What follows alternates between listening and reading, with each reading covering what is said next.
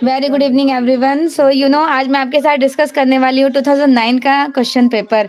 अगर आपने previous miss कर दिया है तो देख लिएगा। मैं दो ऑलमोस्ट आपके साथ बुक शेयर की हूँ। एक तो बुक था शिल्पी वाली, वो ऑलमोस्ट लास्ट ईयर 1 साल पहले आपके साथ शेयर की थी। प्लेलिस्ट विजिट कीजिए, प्रॉपर देख लीजिएगा। सो आज मैं आपके साथ 2009 का शेयर करने वाली हूँ। ये वाली बुक भी बहुत अच्छी है, राकेश गोस्वामी सर की है। Practice previous year question paper है। ओके, अभी लेटेस्ट न्यू वाला। चलिए फिर आपको शेयर करते हैं क्वेश्चन पेपर।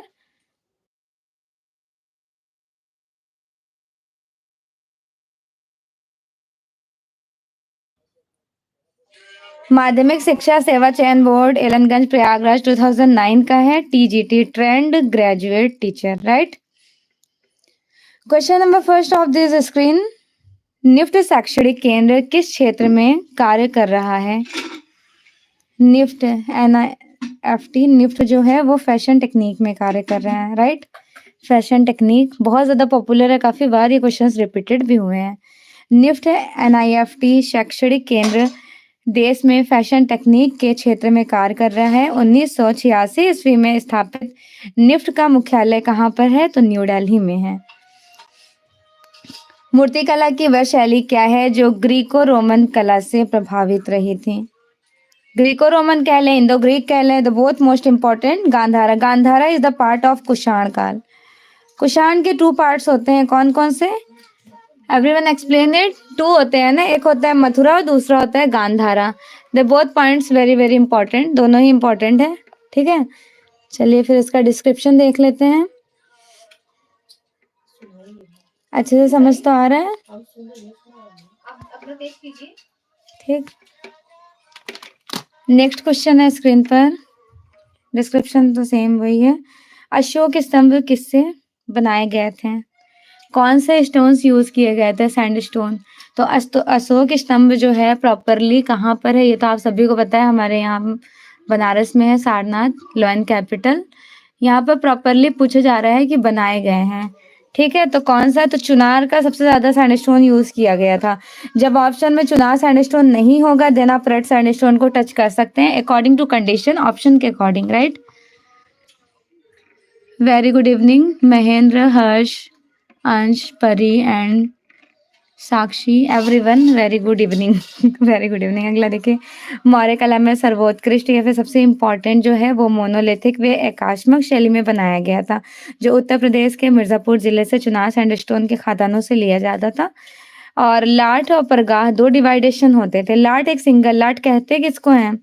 तो ये वाला जो पोर्शन है इनको लाट कहा जाता है। ऊपर का जो है वो परगाह है। परगाह में क्या क्या होता है? शीर्ष, चौकी, कंठा, बैठकी एंड मेखला, टोटल 5 होते हैं, देख लीजिए। कंठा, फलक, शीर्ष, चौकी, कंठा, बैठकी, मेखला। गौतम बुद्ध ने निर्वाण कहाँ पर प्राप्त किए थे? बॉर्न प्लेस तो मोस्टली सभी को याद होगा। बॉर्न प्लेस कहाँ रहा था इनका? ये पैदा कहाँ पर हुए थे? देखिए, इनको गया में मिला था प्रथम, पहला एजुकेशन लिए थे वो भी बौद्ध वृक्ष पीपल के नीचे। सारनाथ में प्रथम उपदेश मिला। और कुशीनगर में इनकी सबसे बड़ी दाहिने करवट लेटे हुए स्टैचू बनाई गई हैं। दैट मीन्स कि दाहिने करवट, ये इंपॉर्टेंट है। Secondary one is very very important कि आपको ये भी ध्यान रखना है। कुशीनगर में इनकी डेथ हो गई थी, जिनका एक स्तूपा एज ए सिंबॉलिक है, स्तूप महापरिनिर्वाण जिनको कहा जाता है। एक होता है निर्वाण, दूसरा होता है महापरिनिर्वाण। क्या कोई इसका सिंबल मुझे बताएगा? निर्वाण और महापरिनिर्वाण का। महापरिनिर्वाण, चलिए 1 बाय 1 करके इनका सिंबल्स बताइए। निर्वाण का क्या है और महापरिनिर्वाण जिनको प्रतीक हिंदी में कहा जाता है।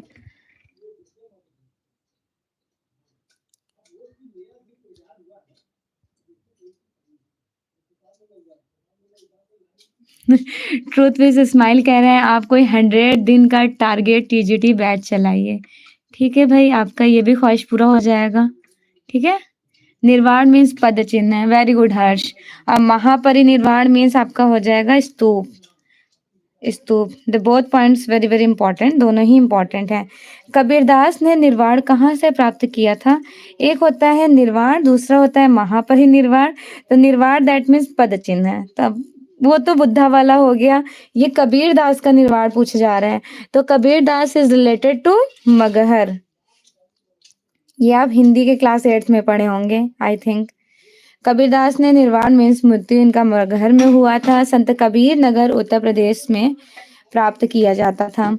उन दिनों समाज में एक अंधविश्वास कायम रहा था, जो मगहर में मरेगा उन्हें नरक भोगना पड़ेगा, जो काशी में मरेगा उन्हें सीधे स्वर्ग जाएंगे। वो लोगों में फैले इस अंधविश्वास को दूर करने के लिए कबीर पूरे जीवन काशी में रहे, लेकिन अंत में वो मगहर चले जाते हैं। वाह, ये तो बहुत अच्छी बात है। अब मगहर में इनकी डेथ हो जाती है, क्योंकि वो होता है ना, कुछ लोग एक चीज को बिलीव कर लेते हैं कि हाँ ये कह दिया तो ये हो गया, बट इन्होंने ये प्रूफ कर दिया कि नहीं, जो आपने सोचा वही सब कुछ नहीं है, कुछ रियलिटी भी होती हैं। जातक कथाएं क्या होती हैं? हाउ मेनी टाइप्स ऑफ जातक कथाएं? कितनी जातक कथाएं होती हैं? एवरीवन सेज जातक कथाएं कितनी होती हैं? वेरी गुड, वेरी गुड, सभी ने करेक्ट आंसर किए हैं। बुद्ध के पूर्व जन्मों की कथाएं। अब मैं सबके कमेंट्स देख रही हूँ। एवरी स्टूडेंट मुझे ये बताएं कि कितने जातक कथाएं होती हैं? 547 समथिंग। वाह, वेरी गुड। साक्षी ने राइट आंसर किया है। शशि ने करेक्ट आंसर किए हैं 547, 547। Okay, very good. Mahendra, Harsh, Ansh, everyone. Buddha के पूर्व जन्मों की कथाएं जातका टेल्स के नाम से डिपिक्ट की जाती हैं। 547 जातका टेल्स, जातक कहानियां। राजा रवि वर्मा जो एक प्रसिद्ध कलाकार थे, इनका जन्म किस राज्य में हुआ था? प्रॉपरली राज्य पूछा जा रहा है कि राजा रवि वर्मा का जन्म किस राज्य में हुआ था। इनका जन्म हुआ था केरल के किलमनूर नामक ग्राम में। इनकी डेथ हो गई थी 1906 में। चलिए, अब जन्म कब हुआ था ये सभी लोग बताएं। Average student, I know very well, आप सभी को पता है, लेकिन फिर भी मैं आपका रिवीजन के लिए पूछ रही हूँ, ठीक है? 1848। चलिए अगला क्वेश्चन देखते हैं। हाँ, फाइनली हर्ष बोल रहे हैं। हाँ एग्जैक्टली, 3 दिन से हमारे यहाँ लाइट नहीं थी, 4 दिन से ट्रांसफार्मर जल गया था, फाइनली अभी आ गए। राजा रवि वर्मा जो एक प्रसिद्ध कलाकार थे, उनका जन्म 29 अप्रैल 1848 में केरल के किलमनूर नामक ग्राम में हुआ था। राजा रवि वर्मा ऐसे राज परिवार से संबंधित थे जिनको त्रावणकोर या त्रिवेंद्रम राजघराने से निकट संबंधित रखा गया। Right. Madhubani is a very popular folk art in which place? कहाँ की फेमस रही थी? जितवंतपुर रांटी। एक तो आपको जितवंतपुर याद रखना है, दूसरा आपको रांटी याद रखना है, और तीसरा आपको नगर करके याद रखना है, चौथा बिहार लोकेटेड एग्जैक्ट प्लेस देख लिए। हाँ, लहरियागंज। जितवंतपुर, लहरियागंज तथा रांटी में ये लोक कला बड़ी ज्यादा पॉपुलर रही थी। फर्स्ट एग्जीबिशन, पहली प्रदर्शनी, फर्स्ट अवार्ड, पद्मश्री अवार्ड 1975 ईस्वी में जगदम्बा देवी को मिला था। बाद में मधुबनी के कलाकार जो हैं सीता देवी, गंगा देवी, महासुंदरी देवी, बउआ देवी और गोदावरी दत्ता, दुलारी देवी इत्यादि, इनको भी पद्मश्री अवार्ड से अवॉर्डेड किया गया। Next, sir J school of arts कहाँ पर स्टैबल है? Sir J school of art ये है मुंबई में। विच टाइम सभी को याद है ना? 1857 समथिंग। ये कला विद्यालय Elphinstone institute of art and industries के नाम से पहले जाना जाता था। फिर बाद में इसे मुंबई में उद्योगपति सर जमशेदजी जीजाबाई टाटा ने 1857 ईस्वी में इसका एस्टैब्लिशमेंट किए। 1876 ईस्वी में वर्तमान स्थान पर स्थानांतरित कर दिया गया sir J school of arts के नाम से। 1890 ईस्वी में यह कला विद्यालय मुंबई सरकार के अधीन हो गया था, और फिर इसके पहले अधीक्षक कैप्टन ग्लैडस्टोन सोलेमन को कहा जाता है। स्वतंत्रता पश्चात वासुदेव अर्धोनकर इसके प्रथम भारतीय अध्यक्ष नियुक्त हुए थे। जे स्कूल ऑफ आर्ट्स नेम से वर्तमान में ये डीन भी बन जाते हैं professor Vishwanath D Sable. Next, Nalanda विश्वविद्यालय, वाई वेरी पॉपुलर? नालंदा विश्वविद्यालय है बिहार में। आपको पता है इसका निर्माण किसने कराया था? एस्टैब्लिशमेंट कब हुआ था? कौन सी शैली में? मौर्य, शुंग, सातवाहन, कुषाण, गुप्त, प्रतिहार?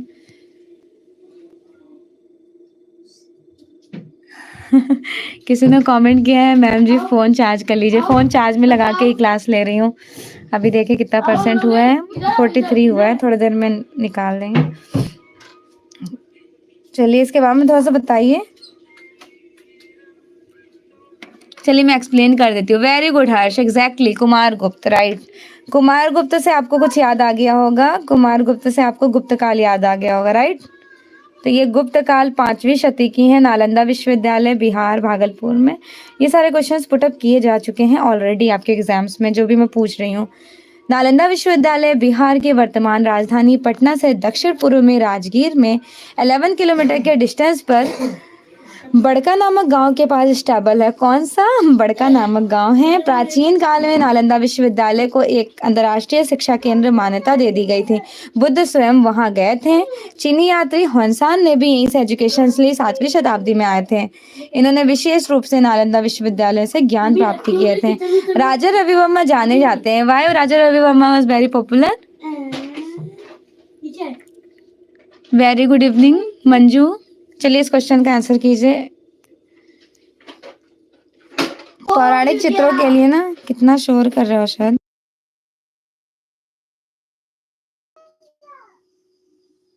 इसका एस्टैब्लिशमेंट टाइम 1920 का कहा जाता है, 1920। भारत कला भवन बनारस में है। सिर्फ कला भवन, अगर एग्जामिनर आपसे पूछ लिया जाए कि कला भवन कहाँ है 1919 का, तो ये है शांति निकेतन में। शांति निकेतन, राइट। और सिर्फ भारत भवन कहाँ पर है? भारत भवन, भारत भवन जो है ये भोपाल में है। इसकी स्थापना हुई थी 1982 में। ये तीनों देखने में कितने सिमिलर लग रहे हैं ना, बट ध्यान दीजिएगा टोटली डिफरेंट हैं, कोई भी सिमिलर नहीं है। तीनों इंपॉर्टेंट है क्योंकि आपके एग्जाम में तीनों एग्जामिनर पूछ लेते हैं। मैम मार्शल डिशम के बाइसिकल का, अच्छा हर्ष अभी स्क्रीन क्लियर है? चलिए अगला देखिए। 1 जनवरी, वाह इज दिस लकी टाइम, आप कभी नहीं भूलोगे। 1 जनवरी आज के 5 दिन पहले की बात है, ठीक है। 1920 के टाइम ड्यूरेशन में स्टैब्लिशमेंट हुआ था, मतलब इस टाइम में बर्थडे रहा होगा 1 जनवरी को। कविवर रविन्द्रनाथ टैगोर इस संस्था के प्रथम एवं आजीवन सभापति चुने गए थे। वस्तुतः इस संस्थापना का जन्म तथा विकास कला मर्मज्ञ रॉय कृष्णदास की कल्पना का मूर्त रूप रहा था। इसके संस्थापक निर्देशक भी रहे थे, right. Next, Guernica one of the most important. क्या कोई बताना चाहेगा कुछ ग्वर्निका के बारे में? कब बनाई गई, किसने बनाई? तो आपको पता है पैब्लो पिकासो ने बनाई, ठीक। कब बनाए थे? 1937 में। इसमें स्पेनिश वर्ल्ड वॉर और सारी चीज़ों का डिस्क्रिप्शन इंक्लूडेड किया जाता है। पैब्लो पिकासो अति यथार्थवादी सरलिस्ट घनवादी शैलियों के काफ़ी डेवलपमेंट रहे थे। 1937 में इन्होंने बनाए थे विश्वविख्यात गुर्निका, ऑयल ऑन कैनवस में देखे जा सकते हैं।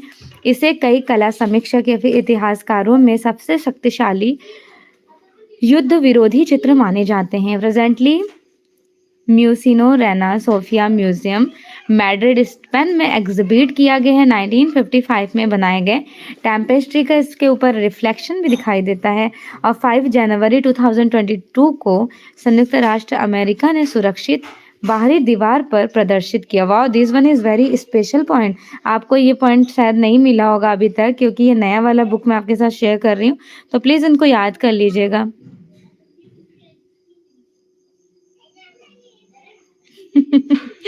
महेंद्र बाहुबली, मैम आपके फाइन आर्ट्स वाली पेंटिंग हमने देखी, बहुत अच्छी लगी। अच्छा, मुझे आपके इस स्टेटमेंट से एक बात याद आ गया। महेंद्र बाहुबली में जो पेंटिंग्स बनाई गई हैं वो भी कितनी खूबसूरत हैं। चलिए ये वाला देखिए, आप लोगों ने अपने मतलब आईडी का नेम इतना ही अमेजिंग अमेजिंग से रखा है। 5 फरवरी 2022 को एग्जिबिट हुआ था, ध्यान रखिएगा। 1955 में टेम्पेस्ट्री।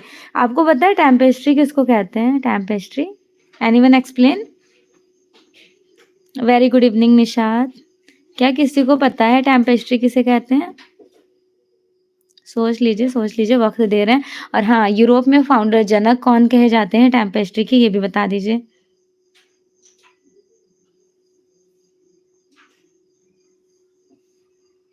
ठीक है,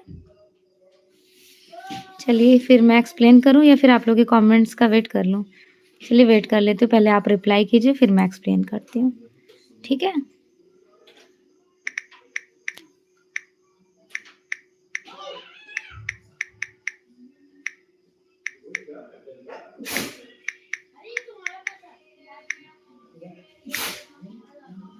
ओके, वेल एंड गुड। चलिए मैं बता देती हूँ आप लोगों को कितनों। एक सेकंड, आप लोग कमेंट देख लो। Very good.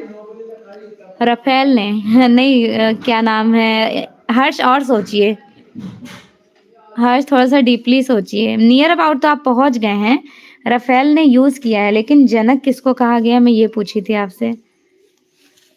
फाउंडर किसको कहा जाता है?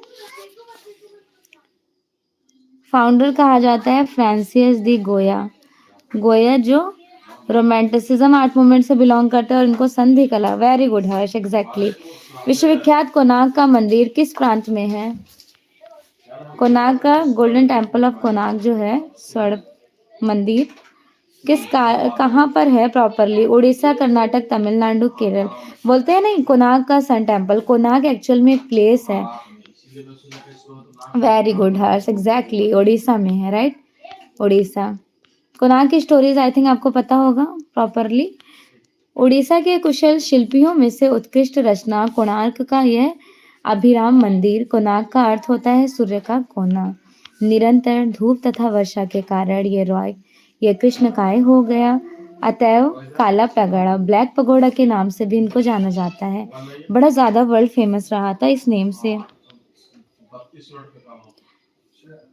हाँ एग्जैक्टली हर्ष, पहली बार रफेल ने यूज किए थे, नो डाउट, लेकिन जनक कहा जाता है फ्रांसिस दी गोया को।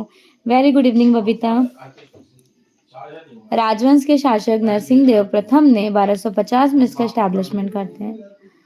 सूर्यमुखी या फिर सनफ्लावर, सनफ्लावर क्यों बहुत ज्यादा पॉपुलर है? Sunflower is this very popular done.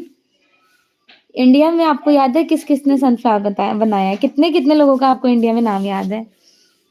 Everyone explain this points.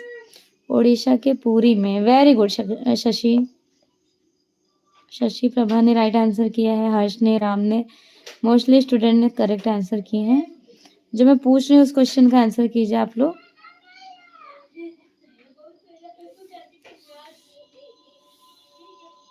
Fine arts वाले स्टूडेंट, होप सो आपने एस्टेट का फॉर्म फिल कर दिया होगा। जिन्होंने नहीं किया है अभी तक वो कर लीजिए।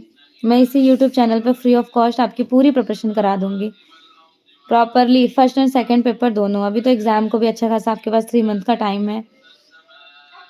एनएस बेनरे, विनोद बिहार मुगल, वाह, क्लैपिंग करना होगा सभी लोगों को बबीता के लिए। वेरी गुड बबीता, बबीता ने बिल्कुल करेक्ट आंसर किया है। Very good Babita. तो बबीता क्या मेंशन की है? N S Bendre and Vinod Bihari Mukherjee, exactly. India में ये दोनों लोगों ने बनाया, यूरोप में Vincent van Gogh. Vincent van Gogh ने सनफ्लावर 1880 में बनाया था, 88 में बनाया था ऑयल ऑन कैनवस में। वैन गॉग की फेमस पेंटिंग है 100 ईयर, 100 साल में 2 चित्र विशेष लोकप्रिय हुए, एक पिकासो और दूसरा गुर्निका। वैन गॉग का एक फेमस सनफ्लावर फूल। कंदरिया महादेव मंदिर कहाँ है? Where is located Kandariya Mahadev temple?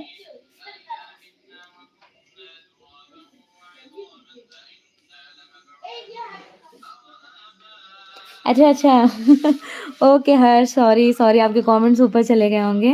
Kandariya Mahadev temple, one of the most important, located Khajuraho. पूरी डिस्क्रिप्शन तो आप लोगों ने बिल्कुल अच्छे से तैयार कर ली होंगी, इतनी बार आपने रिवीजन किया है। बाकी आज मेरा बहुत ज़्यादा क्वेश्चंस डिस्क्राइब करने का मूड नहीं है आप लोगों ने मुझे इस नाम से रख दिया ना, मैम आप तो बिल्कुल प्रॉपरली एक्सप्लेन करके ही आगे बढ़ेंगे, आपकी आदत हो गई। आज लेकिन सिर्फ क्वेश्चन आंसर डिस्कस करूंगी। Kandariya Mahadev temple, the great God of the caves, Khajuraho में स्टैबल है। सबसे बड़ा उत्कृष्ट मंदिर है यह। मंदिर 4 मीटर 13 फीट ऊंचे एक अधिष्ठान चबूतरे पर बनाए गए हैं, जिस पर जाने के लिए सीढ़ियों से व्यवस्था। इनका निर्माण चंदेल राजाओं के विद्याधर के समय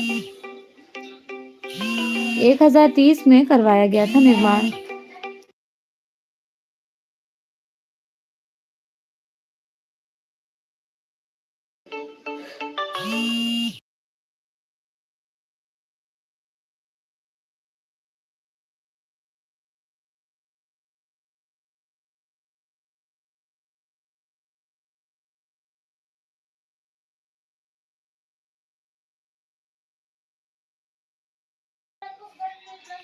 चलिए फिर कीर्ति स्तंभ कहाँ है?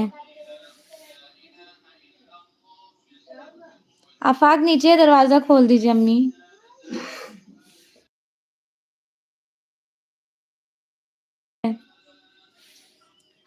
आप डिस्क्राइब करते हैं, इट्स अ ग्रेट जॉब। कोई नहीं करता। ट्रूथ विथ स्माइल, इतने स्माइल से आप बोल रहे हो, थैंक यू सो मच। मैं भी कोशिश करूंगी और ज़्यादा एलेबरेट करने का, लेकिन आज बस क्वेश्चन आंसर सॉल्व कर लेते हैं, ठीक है? क्योंकि 10:30 पे मेरे टेलीग्राम पे दूसरी क्लास होनी है, तो मुझे 10:30 तक आपका क्लास ऑफ करना है आफ्टर 1 आवर। खजुराहों का सबसे बड़ा उत्कृष्ट मंदिर, यह मंदिर 4 मीटर 13 फीट ऊंचे अधिष्ठान चबूतरे पर स्टेबल है, जिस पर जाने के लिए सीढ़ियों की व्यवस्था करना पड़ता है। इस चंदेल राजा विद्याधर ने 1030 में निर्माण करवाए थे, राइट? कीर्ति स्तंभ नीचे, कीर्ति स्तंभ कहाँ है? तो ये चित्तौड़गढ़ में है, देख लीजिए इनका डिस्क्रिप्शन भी। कीर्ति स्तंभ राजस्थान के चित्तौड़गढ़ किले में स्टेबल है। 22 मीटर मीन्स 72 फीट ऊंचाई वाले इस स्तंभ को जैन व्यापारी जीजा भगेरवाला ने रावल कुमार सिंह 1179 से 91 के शासनकाल में 12वीं शती में बनवाया। सोलंकी टाइम ड्यूरेशन के निर्माण में गुप्त काल की सर्वप्रमुख विशेषता, एक बेस्ट कैरेक्टरिस्टिक क्या है, वो भी गुप्त काल की। गुप्त काल की सर्वश्रेष्ठ विशेषताएं हैं मंदिरों का निर्माण। गुप्त काल की सर्वप्रमुख विशेषता मंदिरों का निर्माण। इस समय के मंदिर एक ऊंचे चबूतरे पर निर्मित किए जाते थे। चबूतरे पर चढ़ने के लिए चारों ओर से सीढ़ियों का भी इंतजाम किया जाता था। देवता की मूर्ति को गर्भगृह मतलब सेंचुरी में स्थापित किया गया था। एंड द नेक्स्ट पॉइंट, गर्भगृह के चारों ओर ऊपर के आच्छादित प्रदक्षिणा मार्ग में निर्माण किया गया था। गुप्त काल की यह मंदिर निर्माण दक्षिण भारत के 19वीं शती की बराबर चलती रही थी। मुगल शैली में व्यक्ति चित्रण को विशेष स्थान किसके समय में दिया गया था?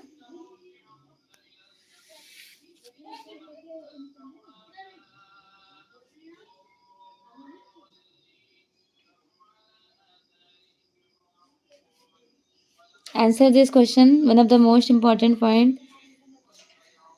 Very good evening Harish Chandra sir.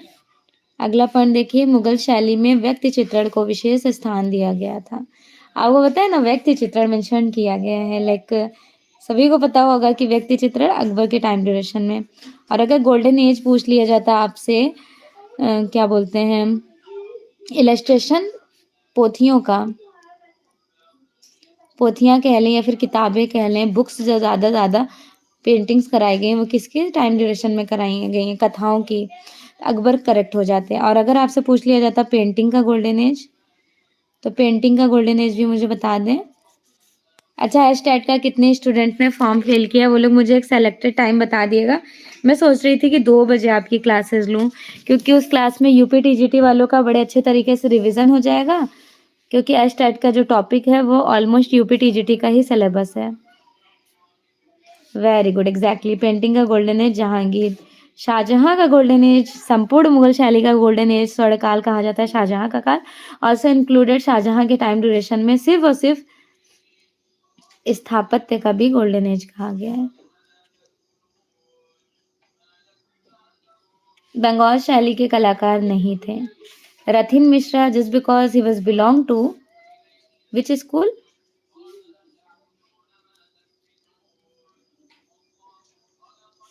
Kolkata group या फिर कोलकाता स्कूल।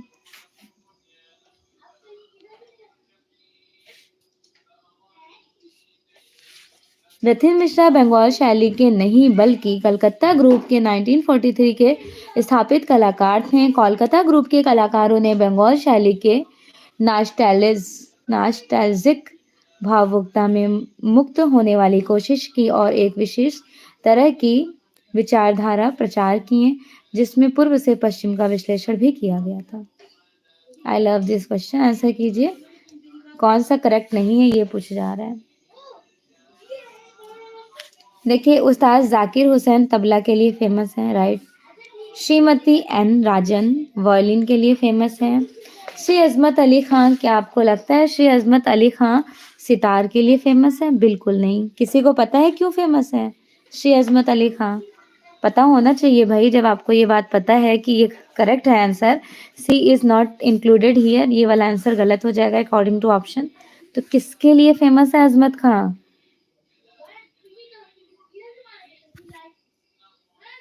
वेरी गुड हर्ष। सरोद, सरोद वादक के लिए। किसके लिए? सरोद वादक के लिए। इन्हें भारत सरकार ने 2001 में किस अवार्ड से अवॉर्डेड किया था? Anyone answer this question? 2001 में भारत सरकार ने इनको पद्म विभूषण विभूषण अवार्ड से अवॉर्डेड किया, जिसके लिए सबसे पहले नंदलाल बसु को मिला है। निम्नलिखित में से अष्टभुजी मकबरा, अष्टभुजी होता क्या है? ये है अष्टभुजी मकबरा, ठीक है। ये जो मैंने स्क्रीन पे मेंशन किया है अष्टभुजी मकबरा है। अष्टभुजी मकबरा है शेरशाह सूरी का मकबरा। अगर आपसे एग्जामिनर ने पूछ लिया सर्वप्रथम अष्टभुजी मकबरा कौन सा है, किसी को याद है? अगर याद है तो बताइए।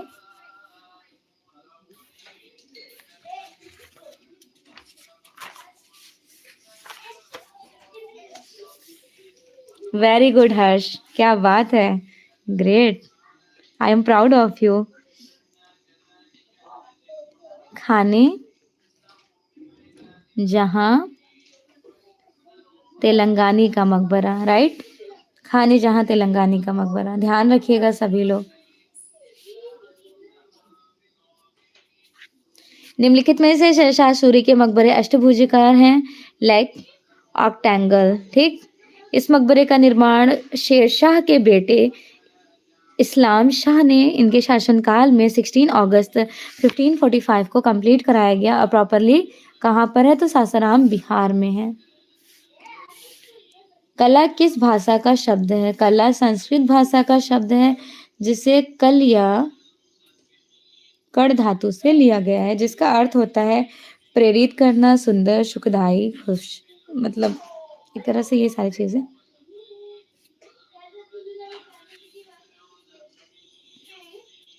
भारतवर्ष में प्रागैतिहासिक चित्रों को सर्वप्रथम इसकी खोज कहाँ हुई थी? तो हमारे यहाँ हुई थी 1880 में। कौन सा प्लेस है? जल्दी सेलेक्ट कीजिए। पता है मैं डायरेक्टली से मिर्जापुर बोल सकती थी, बट हमने सोचा कि कुछ इस तरह से कनेक्ट कर दूं, मैं बोलूं हमारे यहाँ, तो आपको आइडिया होगा। अच्छा मैम मिर्जापुर साइड की है, मतलब 1880 में खोज हुई। 1883 ईस्वी में क्या हुआ था? 1880 में कार्लाइल ने खोज किए थे 1880 में। फिर कॉकबर्न ने क्या किए थे? कॉकबर्न ने 1883 ईस्वी में कॉकबर्न ने घोड़मंगर से गैंडे के आखेट का लेख प्रकाशित किए थे।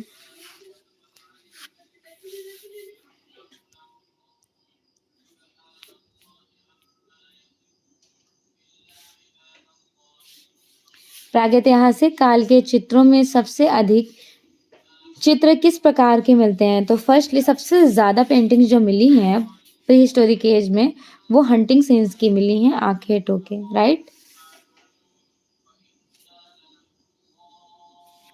अच्छा बबीता पीछे है, नेटवर्क प्रॉब्लम, इट्स ओके, कोई बात नहीं। पता है मैं दीपिका और बबीता में बड़ी कंफ्यूज होती हूँ। मैं हमेशा दीपिका को बोल देती हूँ बबीता, तो दीपिका बोलती है ना, उसे भी पता है कि मैम दीपिका को बबीता बोल रही है, मतलब कि मुझे बोल रही है। आप दोनों का नाम पता नहीं क्यों मुझे बड़ा सिमिलर सा लगता है, लेकिन है नहीं, बिल्कुल डिफरेंट है। प्रागैतिहासिक काल के चित्रों में सबसे अधिक आखिर शिकार की पेंटिंग्स मिले, और आदिम मानव बारहसिंघा, महिष, हाथी, घोड़ा, सर, गैंडा, भालू, हिरण और बैल, गाय, चीता, जंगली भैंसा, जिराफ जैसे अनेक पशुओं के शिकार के पेंटिंग्स चित्र करते थे। अशोककालीन शिलालेखों को पढ़ने का श्रेय किसको प्राप्त होता है? और उनका नाम तो आप बता दोगे, आपको टाइमिंग भी बतानी होगी। सूरज, गुरु माता, शुभ संध्या सेम टू यू, इतने प्यार से बोल रहे हैं। James Prinsep, exactly James Prinsep का बता दें आप मुझे। पढ़ने का श्रेय कब, टाइम याद है आप लोगों को? लिख दूं आगे मैं या फिर वेट कर लूं? देखिए वेट करने की जरूरत नहीं होती। हर्ष का कमेंट सबसे फास्ट आता है क्योंकि हर्ष की साइड लगता है नेटवर्क सबसे अच्छा स्पीड में वर्क कर रहा होता है। तो आपको दूसरा 1750 वाला याद है? पहली बार खोज 1750 में हुई थी, उनका क्या नाम था? पढ़ने का श्रेय न गया था 1837 में जेम्स प्रिंसेप को। 1750 वाला बताइए। Very good evening Renu.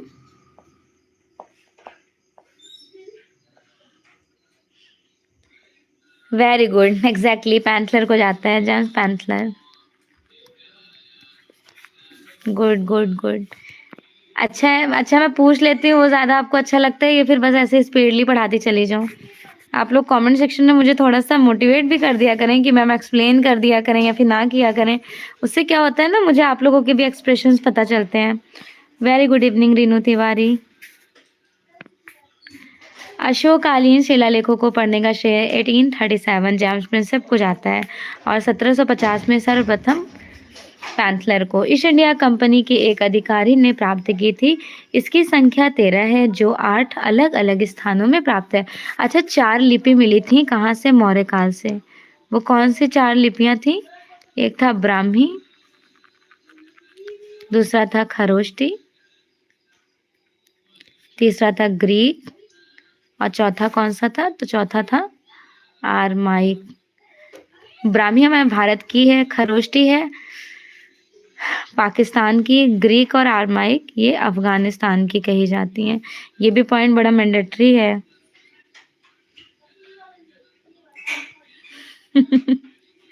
Very good.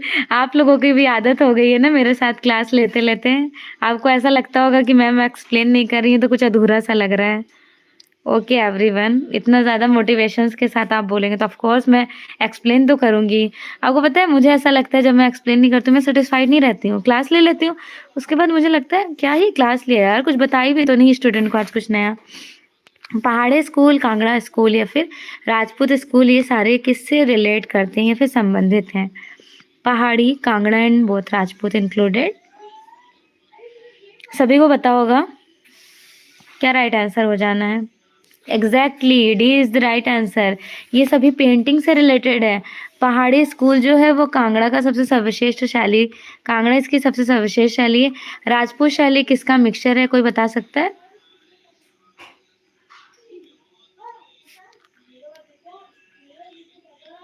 Rajasthani और पहाड़ी का मिक्सचर कहा जाता है ना।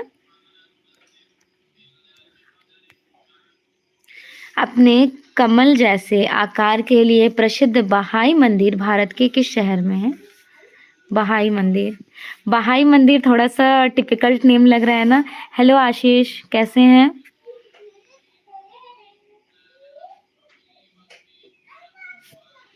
देखिए बहाई मंदिर, जिनको हिंदी में मैं भी बस जब फर्स्ट टाइम पढ़ी थी ना, मैंने सोचा कुछ नया होगा, बट ऐसा कुछ नया नहीं था क्योंकि लोटस टेम्पल मैं ऑलरेडी विजिट कर चुकी हूँ दिल्ली में। जब इसको इंग्लिश में ट्रांसलेट देखी लोटस टेम्पल में, वाह यार ये तो दिल्ली में है। इसीलिए ना आपको सजेस्ट करती हूँ बार बार से कि हिंदी और इंग्लिश दोनों को देख लिया करें। Delhi Kejriwal. Very good. Doctor के मिश्रा, ये कोई नए स्टूडेंट लग रहे हैं आई थिंक मेरे चैनल पर। राजस्थान के मकराना मार्बल से रिप्रेजेंट की गई है लोटस टेम्पल, अर्थात हिंदी में इनको बहाई मंदिर के नाम से जाना जाता है। दिल्ली के कालका जी पहाड़ी पर स्टेबल है। आपको पता है मेट्रो स्टेशन से जब आप जा रहे होंगे ना तो बिल्कुल आपको एकदम क्लियर सा दिखाई देगा, और जब मेट्रो स्टेशन बस बाहर नीचे यहाँ से उतरे इतना चले बस यहाँ पे आपका बहाई मंदिर आ गया, जिनको लोटस टेम्पल कहते हैं। इसे बहाई संप्रदाय द्वारा 13 नवंबर 1986 ईस्वी को पूर्ण किया गया था। इसके डिजाइनर कौन है ये इम्पोर्टेंट है, फरीबोर्ज सहबा। 1986 में बनाया गया था, हम लोगों के बॉर्न होने से बहुत साल पहले की बात। फरीबोर्ज साहब ने इसका निर्माण किए।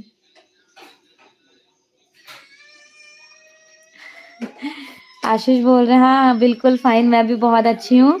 बस थोड़ा सा मेरे यहाँ से इलेक्ट्रिसिटी का प्रॉब्लम था, लाइट नहीं थी। मैंने इतनी बार बोल दिया है, आई थिंक सभी को पता चल गया होगा। तो फाइनली आज लाइट आ गई है, I am glad happy. Phone charge हो गया इसलिए आप लोग से ईजिली कम्युनिकेट कर पा रही हूँ, इसीलिए कल की क्लास आपकी मिस हो गई थी। नवपाषाण युग में लोगों ने निम्नलिखित में से किससे अपनाकर मूलभूत प्रौद्योगिकी परिवर्तित किए?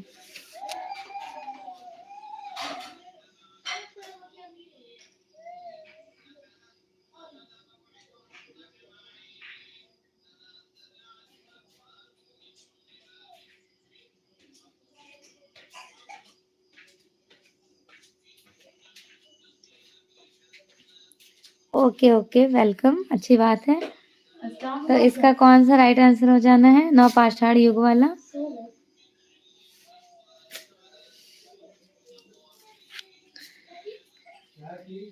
हाँ लीजिए। आखेट हंटिंग्स, ठीक।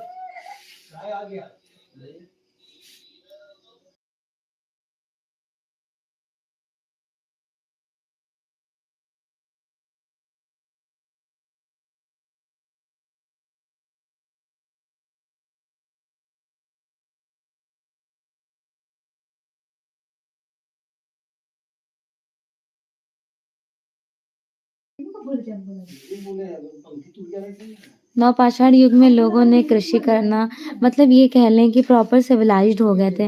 1977 में चल रही खुदाई में अब तक प्राप्त साक्ष्यों के अनुमान लगाए जा सकते हैं, जैसे सिंधु बलूचिस्तान की सीमा पर स्थित कक्ष मैदान में बेलन नदी के किनारे मेहरगढ़ नामक स्थान पर कृषि कर्म प्रारंभ हुए थे। कृषि कार्य में सहायता के लिए चिकने और चमकदार यंत्रों का निर्माण किया गया।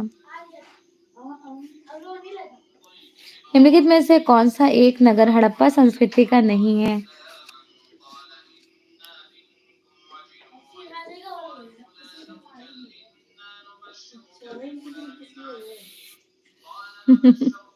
मेरे स्टूडेंट इतने प्यार से सभी लोग का वेलकम कर देते हैं। Thank you so much once again.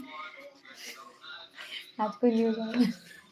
हम भी भूल गए थे अभी। आप भी देख रही थी? अच्छा, कमेंट करना चाहिए था ना। चलिए बताइए इसका कौन सा करेक्ट आंसर हो जाएगा।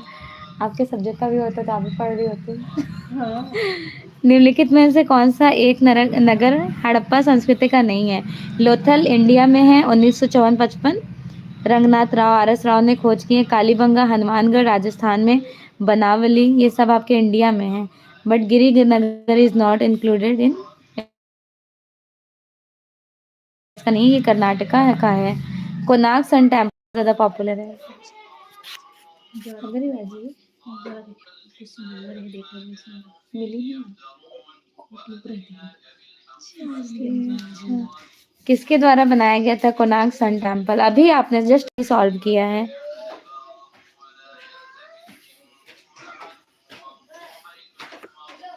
आप लोग के इतने प्यारे प्यारे से, पता है, कमेंट्स देख के मुझे बहुत मोटिवेशन मिलता है। I am very glad and be happy, खुश भी अंदर से बहुत हो जाती हूँ। राजा नरसिंह देव प्रथम ने, ठीक है। कोणार्क सन टेम्पल उड़ीसा में है, जगन्नाथपुरी से 35 किलोमीटर से डिस्टेंस। एक जगन्नाथ टेम्पल है ना पुरी में, वो भी फेमस है।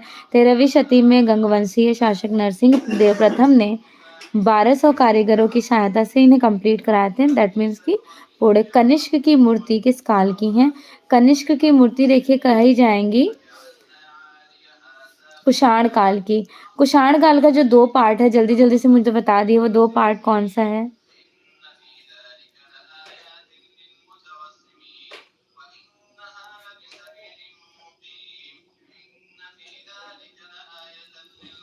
Very good. कुषाण काल के 2 पार्ट्स हैं, मथुरा एंड गांधारा, एग्जैक्टली। चलिए फिर नेक्स्ट क्वेश्चन देखते हैं। कनिष्क मूर्ति कुषाण काल की प्रथम शती में बनाई गई थी। कनिष्क लंबा चोंगा सलवार पहने हुए, हाथ में राजदंड तथा तलवार लिए खड़ा हुआ दिखाया गया है। उसे पैरों में भारी भरकम जूते पहने हुए दिखाए गए हैं, एक योद्धा के रूप में। सामने एक पंक्ति में ब्राह्मी लिपि में इसका नाम कनिष्क अंकित किया गया है। लाल बलुआ पत्थर में रिप्रेजेंट प्रेजेंटली एग्जिबिट है राजकीय संग्रहालय मथुरा में। मुगल काल का स्वर्ण काल, गोल्डन एज बताएं कौन सा है? तो आप सभी को पता है कि मुगल टाइम ड्यूरेशन का गोल्डन एज कहा जाता है जहांगीर के समय को, शाहजहां वास्तुकला का स्वर्ण काल, अकबर इलस्ट्रेशन का स्वर्ण काल, राइट। सॉरी एक सेकंड, शाहजहां, क्योंकि संपूर्ण मुगल कला का स्वर्णकाल पूछ लिया। अगर पेंटिंग का पूछता तब ना जहांगीर होता। राइट आंसर यहाँ पे डी होना है। Really sorry, D is the correct. Okay, 33 का डी राइट आंसर है। शीघ्रता से किया गया रेखांकन अथवा चित्रण क्या कहलाता है? जब आप स्पीडली बहुत जल्दी से कोई ड्राइंग्स बनाओगे, उनको स्केचिंग्स में ही तो तब्दील करोगे, और बहुत धीरे धीरे से खूब डिटेलिंग के साथ करेंगे तो वो आपका ड्राइंग हो जाएगा। ठीक है।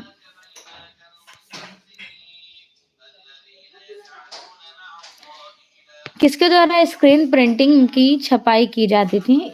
स्क्रीन प्रिंटिंग की छपाई, स्क्रीन प्रिंटिंग आप रेशम के कपड़े पर करेंगे, ये ऑप्शन में नहीं होगा। देन आपको देखना है बोल्टिंग क्लॉथ, बोल्टिंग क्लॉथ भी ऑप्शन में नहीं होगा। फिर आपको क्या देखना है? वेरी गुड इवनिंग ज्योति, कैसी हैं आप? ये सभी इम्पोर्टेंट है। ठीक है। अच्छा, इंडिया में कोई बताएगा किसने सबसे पहले खोज किया था और वर्ल्ड में किसने किया था? दोनों क्वेश्चन का आंसर कीजिए। इंडिया में तो मोस्ट प्रोबेबिलिटी डेफिनेटली से सभी को लर्न होगा। वर्ल्ड में बताइए। 1904 में विल बिप्त ने, राइट। और हमारे इंडिया में किसने की है? के.जी. सुब्रमण्यम। ओके, नॉट राजा रवि वर्मा। हर्ष, राजा रवि वर्मा कैसे हो सकते बेटा? राजा रवि वर्मा ने ओलियोग्राफी का इन्वेंशन किया था। ओलियोग्राफी और सिल्क स्क्रीन में जमीन आसमान का फर्क है। The both are totally different. I am fine also Jyoti, very good. ठीक है, ध्यान रखिएगा हर्ष। अगला देखिए, डिस्क्रिप्शन वैसे भी इम्पोर्टेंट है। नहीं, सिल्क स्क्रीन के बारे में पूछा था हर्ष मैंने। स्क्रीन प्रिंटिंग सेरिग्राफी की छपाई रेशम के कपड़े पर की जाती है। स्क्रीन प्रिंटिंग का आविष्कार सोंग वंश में 960 से 1269 ईस्वी में 79 ईस्वी में के दौरान चीन में हुआ था। आधुनिक कला के रूप में इसका प्रारंभ 1930 ईस्वी में अमेरिका में हुआ। एंडी वरहॉल स्क्रीन प्रिंटिंग का ख्यात कलाकार हुए और मार्लिन मुनरो डिप्स्ट्रिच इनका माध्यम बड़ा ज़्यादा सा पॉपुलर था। हाँ, मैं समझ सकती हूँ, आपने क्वेश्चन सही से सुना नहीं है, अदरवाइज इतना इजी क्वेश्चन आपसे गलत हो नहीं सकता था। नेक्स्ट देखिए, उत्तर प्रदेश में किस स्थान पर ब्लैक पॉटरी सबसे ज़्यादा पॉपुलर है? एक है ब्लैक पॉटरी, दूसरा है ब्लू पॉटरी। दोनों के बारे में आप मुझे बता दीजिए। Blue pottery and black pottery. वालेकुम अस्सलाम राना, कैसी है? राना फाइनली लाइट आ गई है। मॉर्निंग में आपकी क्लासेस होंगी कंटिन्यूअसली। ओके। मैं बहुत खुश हूँ लिटरली। उत्तर प्रदेश के स्थान ब्लैक पॉटरी निजामाबाद की और ब्लू पॉटरी, तो blue pottery is very popular in Jaipur. Kripal Singh Shekhawat का नाम याद रखना है। ठीक है।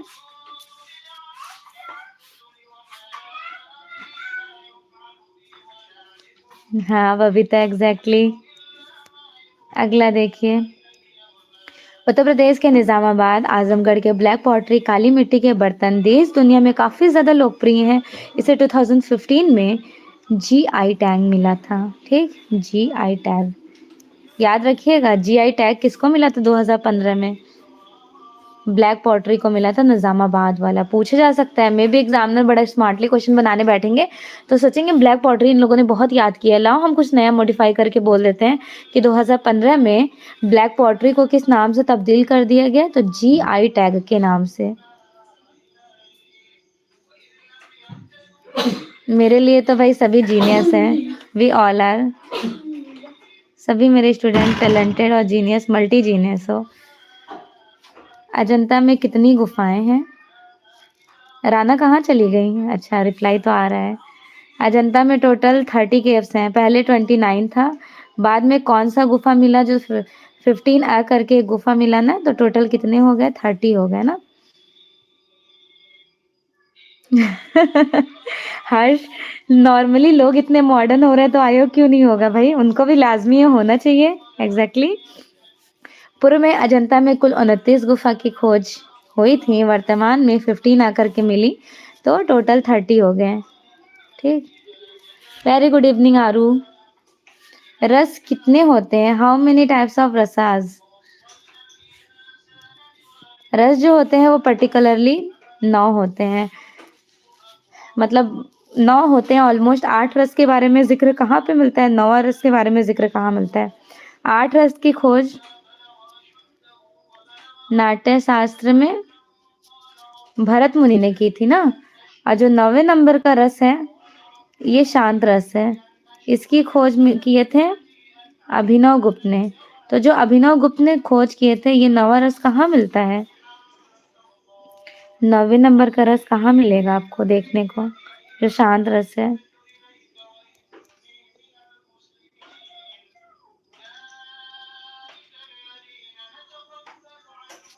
विष्णु धर्मोत्तर पुराण में, राइट? Very good, exactly. सभी लोगों का परफेक्ट आंसर है। नेक्स्ट क्वेश्चन डिस्कस करते हैं। अभिनव गुप्त के अनुसार रस जो है वो 9 प्रकार के होते हैं: श्रृंगार, हास्य, करुण, वीर, रौद्र, भयानक, विभत्स और अद्भुत। इवन ऑल्सो इंक्लूडेड शांत रस, राइट? मोहनजोदड़ो से प्राप्त नर्तकी की मूर्ति किस माध्यम में रिप्रेजेंट की गई है? बेसिकली इनका मीडियम क्या है? तो नर्तकी, जिनको इंग्लिश में बोलते हैं डांसिंग गर्ल। आप लोग साथ के साथ साइज भी बता दीजिए, इनका मुद्रा भी बता दीजिए।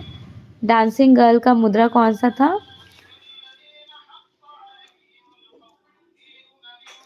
त्रिभंगी मुद्रा में है। त्रिभंगी मुद्रा में है, बनाई गई थी धातु में, वो भी धातु में किसमें? ब्रॉन्ज में। साइज क्या था? 10.5 इंटू 5 इंटू 2.5, ये साइज था, राइट? वेरी गुड, ऑलमोस्ट सभी ने करेक्ट आंसर किए हैं। कुरूपता का भावना दिखाया गया है, काफ़ी अच्छा सा स्कल्पचर है, वर्ल्ड फेमस लेवल पे कहा जाता है, फर्स्ट लॉस्ट वैक्स टेक्निक में बनाया गया था, राइट? 4.1 इंच में मेंशन किया गया है। वॉश पेंटिंग की शुरुआत, स्टार्टिंग कहाँ से होती है? वॉश पेंटिंग, वॉश पेंटिंग के स्टार्टिंग कहाँ से होता है? अवनींद्रनाथ टैगोर ने किए थे 1895 से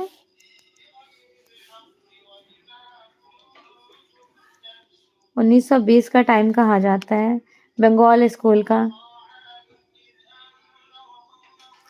ज्योति डाउनलोड नहीं हुई थी, मुझे नेहा से क्वेश्चन पेपर मिल गया था, बहुत कोशिश की मैं, बट पता नहीं उन्होंने साइट बंद कर दिया था।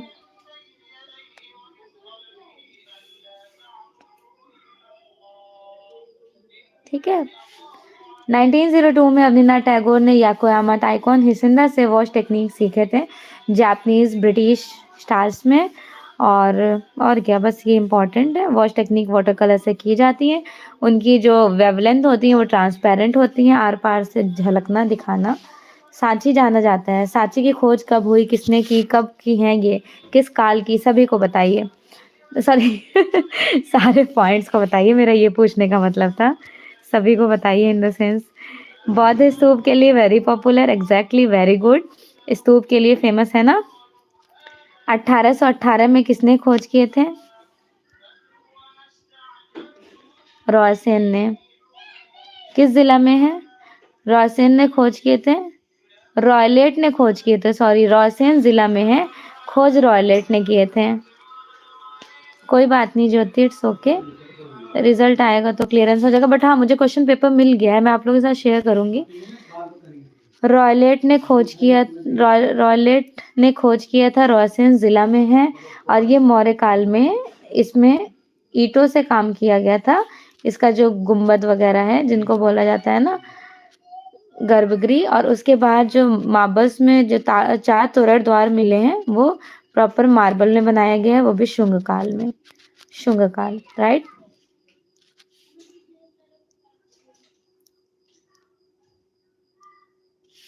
जिला है रोशन, खोज किए थे रॉयलेट ने।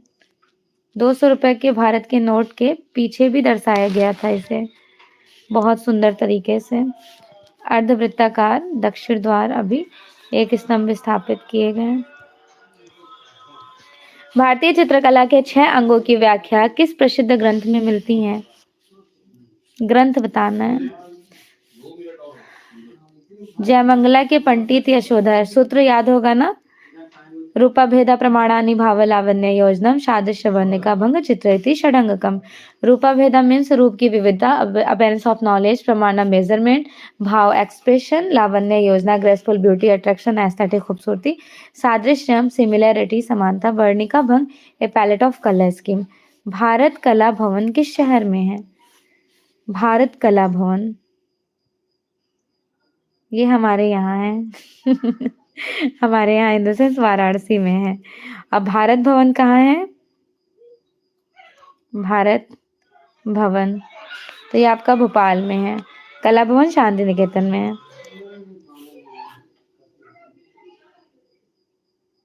नेशनल इंस्टीट्यूट ऑफ डिजाइन जिनको एनआईडी बोलते हैं, ये अहमदाबाद में है। एनआईडी और एनआईडी में दोनों में डिफरेंस है। ये दिल्ली में, वो दिल्ली में था, ये आपका एनआईडी जो है अहमदाबाद में है। फागड़ी गुजरात में। इसकी स्थापना 1916 ईस्वी में की गई। किस राजवंश के उत्थान काल में अजंता की गुफा में फ्रेस्को चित्रण चित्रित किए गए थे?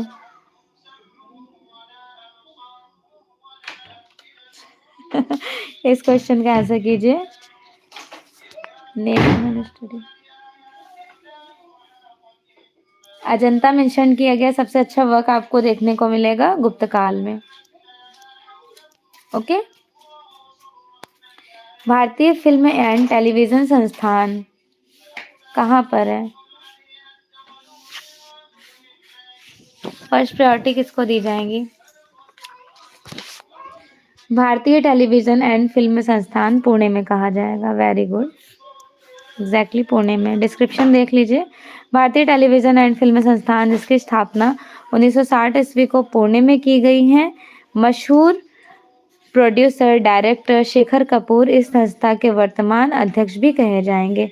विरोधी रंग कौन सा है? एज लाइक अपोजिट कलर, तो ये बहुत इजी है। सबसे पहले primary colours red yellow blue होता है, फिर इनको मिक्स करिए, रेड येलो को ऑरेंज बनता है, ब्लू और येलो मिक्स करने पे बनता है ग्रीन कलर, ब्लू और रेड मिक्स करने पे वॉयलेट कलर्स बनेगा, राइट। तो पहला ये प्राथमिक है, ये द्वितीयक है, इन दोनों का सामने वाला जो है वे विरोधी। ये प्राथमिक है पीला और बैगनी विरोधी, इन दोनों का सामने कलर व्हील में विरोधी हो जाएगा। ये आपका नीला है, ये आपका नारंगी है, नारंगी द्वितीयक, दोनों आमने सामने हैं। ये आपका तृतीयक, अरे सॉरी, ये आपका विरोधी हो जाएगा। तो एक कलर व्हील जो होता है उसके आमने सामने के कलर्स को अपोजिट कलर्स कहते हैं, विरोधी रंग। तो यहाँ लाल का हरा है। पीले का कौन सा है?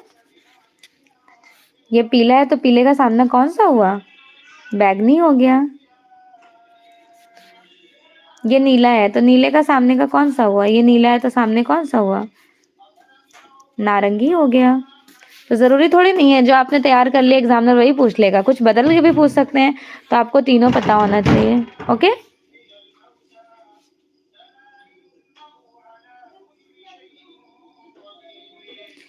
सॉरी, एलिफेंटा गुफा, एलिफेंटा लोकेटेड इन महाराष्ट्र।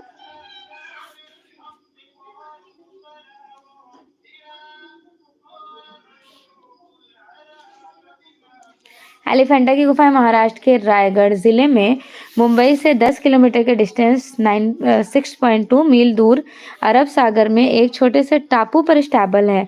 पशु आकृति युक्त मोहरे कहाँ पाई गई थी? पशु आकृति युक्त मोहरे आपको मोहनजोदड़ो में देखने को मिल जाएंगी, जिनको यूनिकॉर्न भी कहा जाता है। भारत माता चित्र किसने चित्रित किया था? अवनीनाथ टैगोर ने। और कंटेम्प्रेरी टाइम में एम.एफ. हुसैन ने। कब किए थे अवनीनाथ टैगोर ने? 1905 में।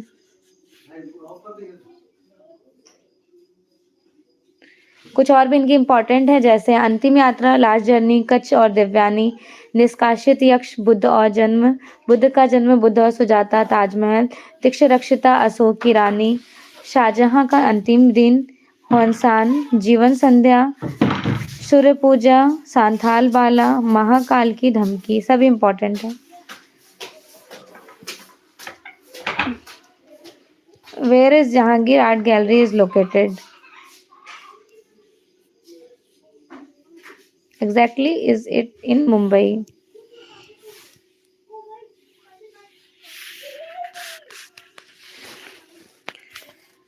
निशात पूछ रही है मैम आपकी टेलीग्राम पे क्लासेस कैसी लूँ? निशात पेड क्लास होती है, उसका मतलब अगर आपको ज्वाइन करना होगा तो आप इस नंबर पे आप मुझे कांटेक्ट कर सकती हैं। क्विज प्रैक्टिस कराया जाता है दिन भर में 3 बार। सुबह में 125 क्विज प्रैक्टिस कराई जाती हैं, दोपहर में शाम 4 बजे कलाकारों से रिलेटेड क्वेश्चन होते हैं, रात 8 बजे टॉपिक वाइज जैसे आपने प्रागैतिहासिक काल पढ़ा उनसे क्वेश्चंस होते हैं, ये प्रैक्टिस कराई जाती है। इनके बाद 2 मेरी क्लासेस होती हैं लाइव क्लासेस, एक सुबह 6 बजे से लेकर के मॉर्निंग में 6 टू 8 होती हैं, सुबह 6 से 8 बजे तक होती हैं। और मेरी दूसरी क्लासेस जो होती हैं वो शाम 6:30 6:30 बजे से लेकर रात 8 बजे तक की होती हैं। एवरीडे ये क्लासेस लाइव होती हैं। उसके बाद ये 3 टॉपिक वाइज क्विज कराए जाते हैं। जो भी इंटरेस्टेड होंगे वो लोग इस नंबर पे मुझसे कांटेक्ट कर सकते हैं 8081336164। ओके, चलिए तो याद रखिएगा जहांगीर आर्ट गैलरी मुंबई में है।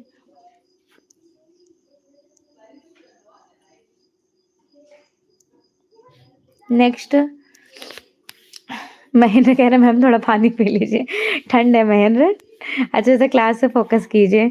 जहांगीर आर्ट गैलरी मुंबई में स्टैबल है। इसका इस्टेब्लिशमेंट हुआ है 1952 में कांवर जी जहांगीर और के हैबर तथा होमी बाबा के विशेष अनुरोध पर। इस इमारत को दुर्गा वाजपेयी ने डिज़ाइन किया था। Salarganj museum where is located Hyderabad, बहुत ज़्यादा इम्पोर्टेंट है सालारगंज संग्रहालय, तेलंगाना राजधानी, इनके बारे में तो पढ़ रखा होगा आपने। Sankho Chaudhuri, he was very popular in the field of sculptor, है ना, मूर्तिकार हैं।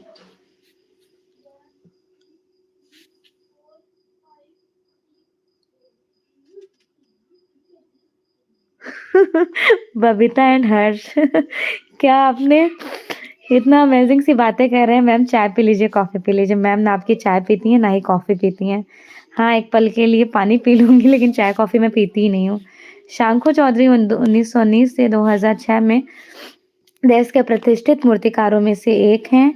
1945 ईस्वी में रामकिंकर बैज युद्ध स्मारक प्रतिमा में उनकी सहायता से नेपाल गए थे। उनका असली नाम नर नारायण चौधरी रहा था, शांको चौधरी का। अच्छा ये भी ध्यान रखिए, आपसे एग्जामिनर स्मार्टली क्वेश्चन पूछ सकता है, तो वो पूछ लेंगे शांको चौधरी का दूसरा नाम बताइए, उनका रियल नेम क्या था? तो उनका रियल नेम था नर नारायण चौधरी। ओके, बंगला लेखिका महेश्वरी देवी के छोटे मामा थे।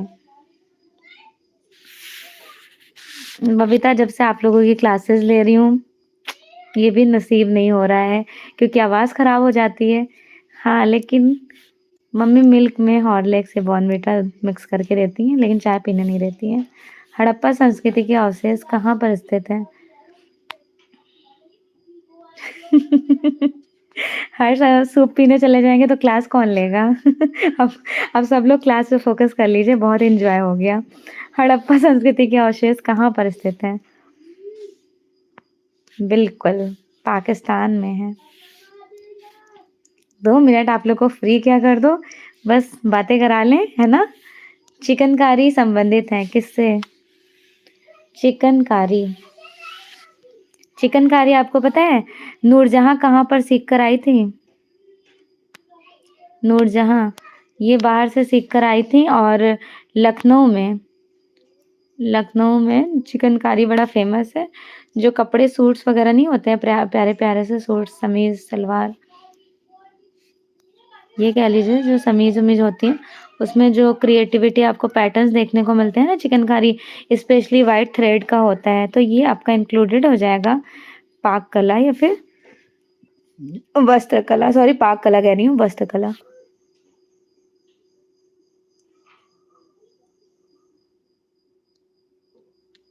बबीता बोल रही है अच्छा लगता है आपके साथ। Thank you so much Babita, मुझे भी बहुत अच्छा लगता है आप लोगों के साथ। चिकनकारी ड्रेसेस के लिए बहुत फेमस है। आई लव चिकनकारी ड्रेसेस, मुझे बहुत पसंद भी है। उनके पैटर्न्स बड़े प्यारे से होते हैं।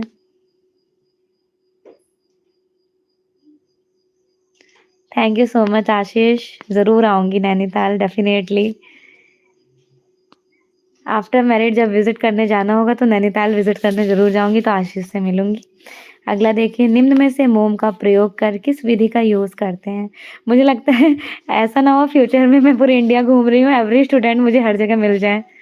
होप सो ऐसे ही होने वाला होगा इन फ्यूचर, क्योंकि मुझे ट्रैवलिंग बहुत पसंद है। आई लव ट्रैवलिंग, लेकिन बट अभी कुछ टाइम से नहीं कर रही हूँ। मोम का प्रयोग किस विधि में करते हैं? आप बाटिक आर्ट में करते हो ना वैक्स का यूज़। कितने लोगों ने वैक्स की पेंटिंग बना के गिफ्ट की हैं अपने छोटे-छोटे भाई-बहनों को, कज़िन्स को, फ्रेंड्स को? मैंने बताया था ना, ₹10 वाली हैंकी ले लीजिएगा व्हाइट कलर का, कटोरे में ले लीजिएगा, ₹5 वाली मोमबत्ती मँगा लीजिएगा, उनको डाल कर के पिघला लीजिएगा। फिर जो भी प्यारा-सा आपको टेक्सचर देना होगा सरफेस पे दीजिएगा। जब ये वैक्स ड्राई हो जाएगा, सूख जाएगा, इसके ऊपर अपने मन का कलर लगाइएगा। जब कलर्स आपके अच्छे से थिक हो जाएँगे, सूख जाएँगे, फिर इनको हल्के गुनगुने पानी से वॉश कर लीजिएगा। देन आपकी पेंटिंग्स बनकर रेडी हो गई। ये मैं छोटे-छोटे क्लास के 2-3 के बच्चे बड़ा अच्छा बाटिक पेंटिंग करते हैं। उनके कलर्स वेरिएशंस बहुत अमेज़िंग होते हैं। मोम का प्रयोग बाटिक में किया जाता है। बाटिक कपड़ा रंगने की एक पद्धति, एक प्रोसेस होता है। ठीक है?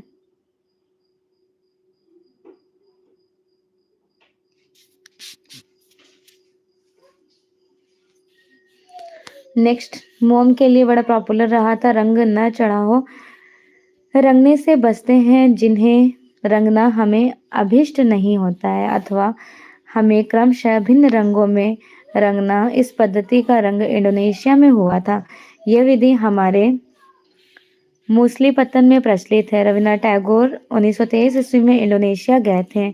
वहाँ से अन्य हस्तकलाओं में से उन्होंने एक ये भी टेक्निक सीखी, देखने को उनको मिला, फिर ये हमारे इंडिया में ले आए, फिर आप लोगों को पढ़ना पड़ा। ठीक है? प्रतिमा देवी और बाटिक के लिए शांति निकेतन शुभारंभ किया गया था।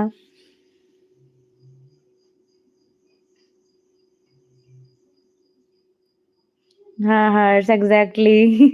यूपी का तो वेदर बहुत ख़राब है, ठंड बहुत ज़्यादा है। अभी भी मैं आप लोगों की क्लासेस ले रही हूँ, आई वाज़ लाइक टोटली एकदम ठंड बहुत ही ज़्यादा है वाक़ई में। तो पेरेंट्स तो लेने नहीं देते हैं, लेकिन इस टाइम का जो टाइम होता है ना, मेरे लिए बड़ा पीसफुल होता है। बहुत आराम से मैं आपकी क्लासेस ले पाती हूँ, बैकग्राउंड से कोई डिस्टर्ब करने वाला नहीं होता है। मेसोपोटामिया की सभ्यता किस देश की है? मेसोपोटामिया, जो अब इराक के नाम से जाना जाने लगा है। Euphrates and Tigris behind river, इन 2 नदियों के बीच की सभ्यता है। ओके? सामान्यतः ग्रेफाइट जो पेंसिल्स यूज़ की जाती हैं, एच और बी टाइप की पेंसिल्स होती हैं।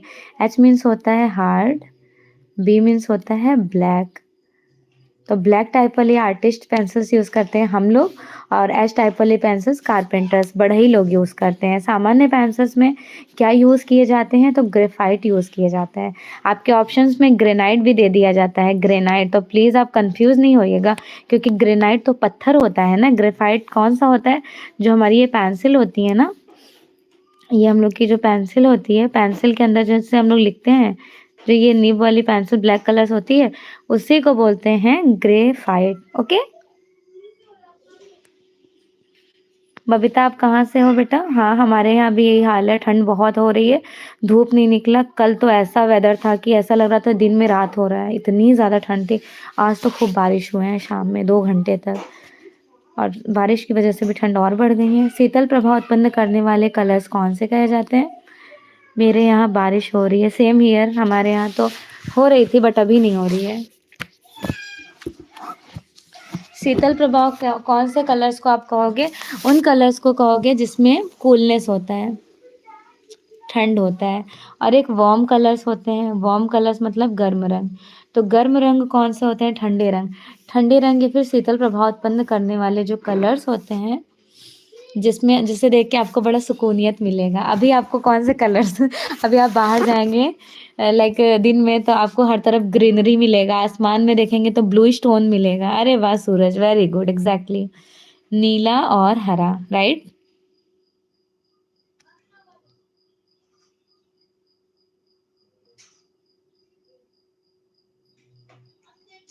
यूपी जिला,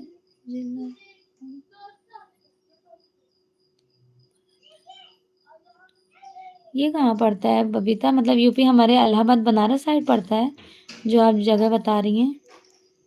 हमने इधर नाम नहीं सुना है, कुछ नया नाम मुझे लग रहा है।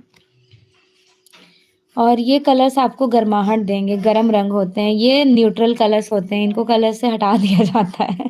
ठीक है, अगला देखिए।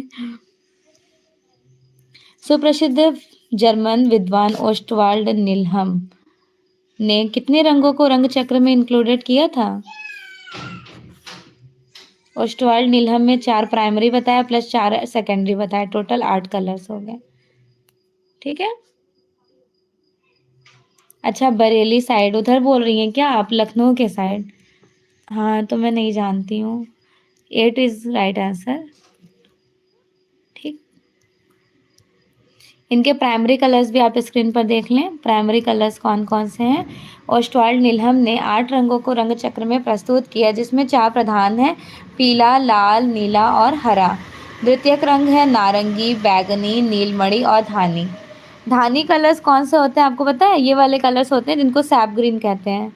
SAP green, I love SAP green, कितना प्यारा सा कलर होता है। जो लीव्स की, नेचुरल लीव्स की पत्तियां होती हैं, उन लीव्स के कलर्स होते हैं। वेरी गुड इवनिंग अनु, कैसी हैं आप? फाइनली आप आ गई।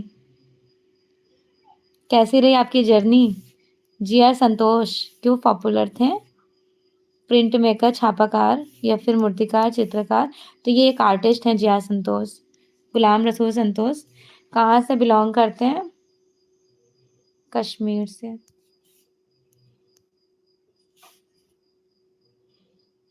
गुलाम रसूल संतोष नाम से बड़े सम्मानित रहे थे और चित्रकार होने के साथ साथ कश्मीरी भाषा के कवि और उपन्यासकार भी कहे जाएंगे। चौकपुरना लोक चित्रण कहाँ की परंपरा है? Chaukpurana one of the most important, जहाँ से हम लोग बिलोंग करते हैं, ये हमारे उत्तर प्रदेश का है, यूपी का। ओके। चौकपुरना लोक कला उत्तर प्रदेश की परंपरा, यह उत्तर प्रदेश के प्रत्येक घरों में शुभ अवसरों पर, पूजन, मांगलिक अवसरों पर बनाए जाते थे।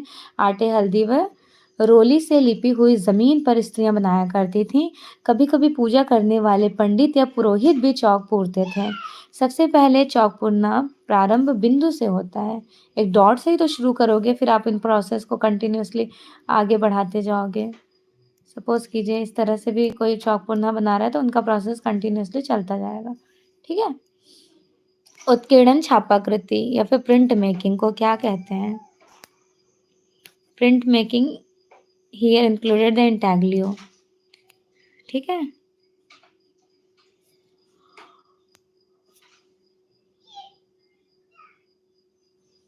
क्या आप में से कोई एक्सप्लेन करना चाहेगा उत्कीर्णन के कितने प्रोसेस होते हैं?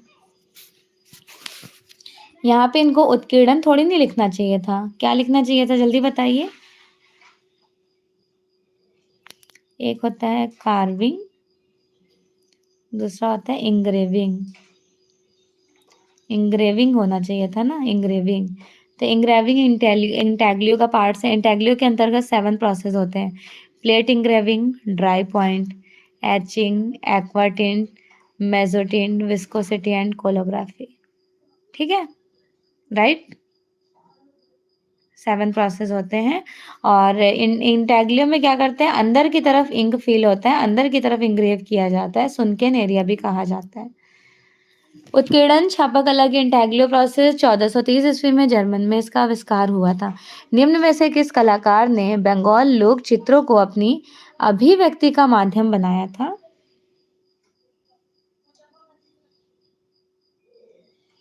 हाँ, मैंने देखा अनु, और आप भी बहुत प्यारी लग रही थी। I love your family. आपकी बेबी बहुत क्यूट है, सीरियसली एज लाइक यू, बिल्कुल आपकी तरह सेम लगती है वो, बहुत प्यारी है वो भी। निम्न में से किस कलाकार, और इतने ठंड में आप लोग मतलब ऐसे स्पेस में क्यों गए थे? ऑलरेडी वहां तो बहुत ज्यादा ठंड होगी। थोड़ा चेंज हो गया, इट्स ओके, कोई बात नहीं, लेकिन बहुत एंजॉय किया आपने। लगता है आपने टारगेट बना रखा था, नेट का पेपर दूंगी, विंटर वेकेशन में प्रॉपरली एंजॉय करेंगे। निम्न में से किस कलाकार ने बंगाल लोक चित्रों को अपनी अभिव्यक्ति का मीडियम सेलेक्ट किए थे?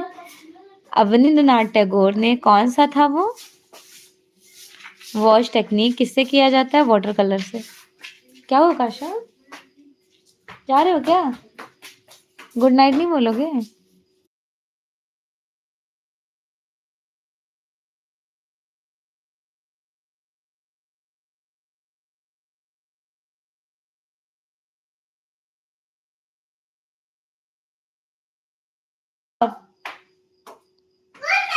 Good night. चलिए अगला क्वेश्चन देखिए। निम्न में से किस कलाकार ने बंगाल लोक चित्रों को अपनी अभिव्यक्ति का माध्यम बनाया था? तो अवनीन्द्रनाथ टैगोर ने बंगाल वॉच टेक्निक।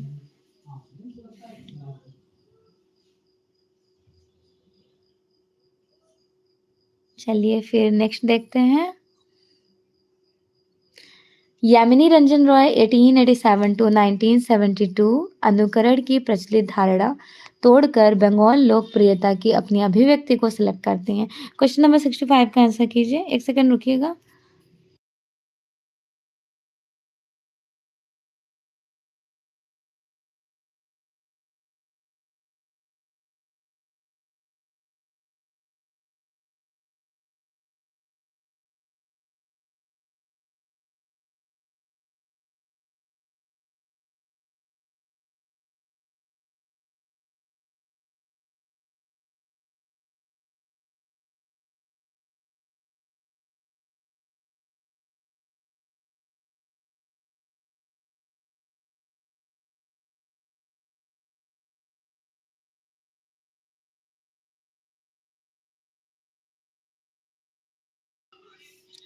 चलिए फिर फाइनली सांथाल फैमिली का आंसर कीजिए। सांथाल परिवार राम किंकर बैज ने कब बनाए थे? 1938 सीमेंट और कंक्रीट में। इसमें टोटल फिगर्स पूछ लिया जाए तो 4 फिगर्स ऐड किए गए हैं विथ इंक्लूडेड डॉग। ओके, फिर नेक्स्ट क्वेश्चन देखते हैं। 1938 राम किंकर बैज इन्होंने सीमेंट कंक्रीट में बनाए थे। 427 सेंटीमीटर इनका साइज है। सीमेंट कंक्रीट माध्यम में बनाया गया। ये रचना कला भवन शांति निकेतन के उत्तरायण मूर्ति शिल्प आधुनिक भारतीय मूर्तिकला की एक नई दिशा को डेवलप करती है। चलिए फिर इस क्वेश्चन का आंसर कीजिए।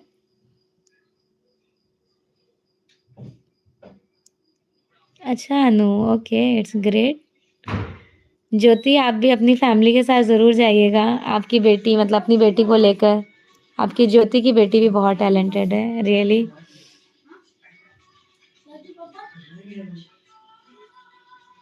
अच्छा हाँ रियली हर्ष, अच्छा हुआ आपने, हरीश चंद्र सर, अच्छा हुआ आपने रिमाइंड करा दिया।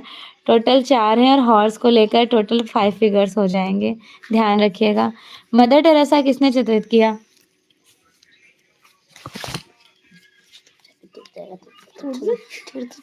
क्लास कैसे क्वेश्चन कैसे? Good morning guys. अम्मी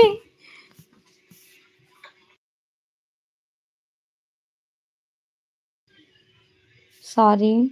चलिए अगला क्वेश्चन देखिए। आप भी सोचते होंगे मेरे घर में बच्चों को नींद नहीं आती और सब हमें परेशान किए रहते हैं। मदर टेरेसा किसने चित्रित किया? बोल रहे हैं आज लाइट आई है, कम से कम आज आराम तो कर लो लाइट नहीं थी तो परेशान थी कि फोन चार्ज नहीं है, फोन चार्ज हुआ तो बैठ के क्लास लेना शुरू कर दी अगला देखिए। मदर टेरेसा 1988-89 ऑन कैनवस में बनाया गया एक प्रसिद्ध पेंटिंग एम एफ हुसैन ने चित्रित किया था। ये चित्र वर्तमान में राष्ट्रीय आधुनिक कला संग्रहालय न्यू दिल्ली में सुरक्षित है। इसके अलावा इन्होंने कुछ अनदर्स पेंटिंग बनाए जैसे नीली रात, जमीन, लैंप और मकड़ी के बीच, between spider and lamp, Bharat Mata, Ramayan, Mahabharat, Karbala, last Safar, Hanuman, Saraswati etcetera. Okay, Elephanta why very popular? क्यों एलिफेंटा बहुत ज़्यादा फेमस है? त्रिमूर्ति के लिए। त्रिमूर्ति की साइज आपको जरूर से ध्यान रखना है, इंपॉर्टेंट है। एलिफेंटा महाराष्ट्र के रायगढ़ जनपद के अंतर्गत धारापुरी टापू पर स्टैबल है। 5वीं से 8वीं शती शैलकृत भव्य मंदिरों में से राष्ट्रकूटों के समान समांतर शिलाहारों में संरक्षित हुआ था। कुल 7 गुफाओं में से मुख्य गुफा आयताकार जिसमें तीनों ओर मंडप बने हुए हैं। महेश मूर्ति त्रिमूर्ति की बहुत ज़्यादा पॉपुलर है। ग्रेनाइट पत्थर की मूर्ति जिसका 17.10 फीट साइज 5.45 मीटर ऊंचे हैं। निम्न में से 3 डिमेंशनल स्कल्पचर्स को पहचानना है। 3 dimensional also included the sculptures form. और क्या होता है? और आपको मैंने मृदभांड याद कराया था और मैंने आपको क्या याद कराया था? इंस्टॉलेशन याद कराई थी ना, इंस्टॉलेशन, रिलीफ मूर्तियां भी। बंगाल कला शैली किस टेक्निक को डेवलप करती हैं? वॉश टेक्निक जो वाटर कलर से की जाती है। बंगाल कला शैली वॉश टेक्निक से जानी जाती है। वॉश टेक्निक बाद में बंगाल स्कूल का एक बेस्ट एग्जाम्पल कहा गया, जो ब्लरिश इफेक्ट देता है। कागज की कतरनों से इकट्ठा करके कोई पेंटिंग्स को बनाना, उनको कोलैज कहा जाता है। ओके। प्रसिद्ध कलाकृति the last supper. The last supper is very important. किसने बनाए थे? लियोनार्डो द विंसी ने। कब बनाए थे? 1497, 96, 97, 98 के टाइम ड्यूरेशन का कहा जाता है। भित्ति पर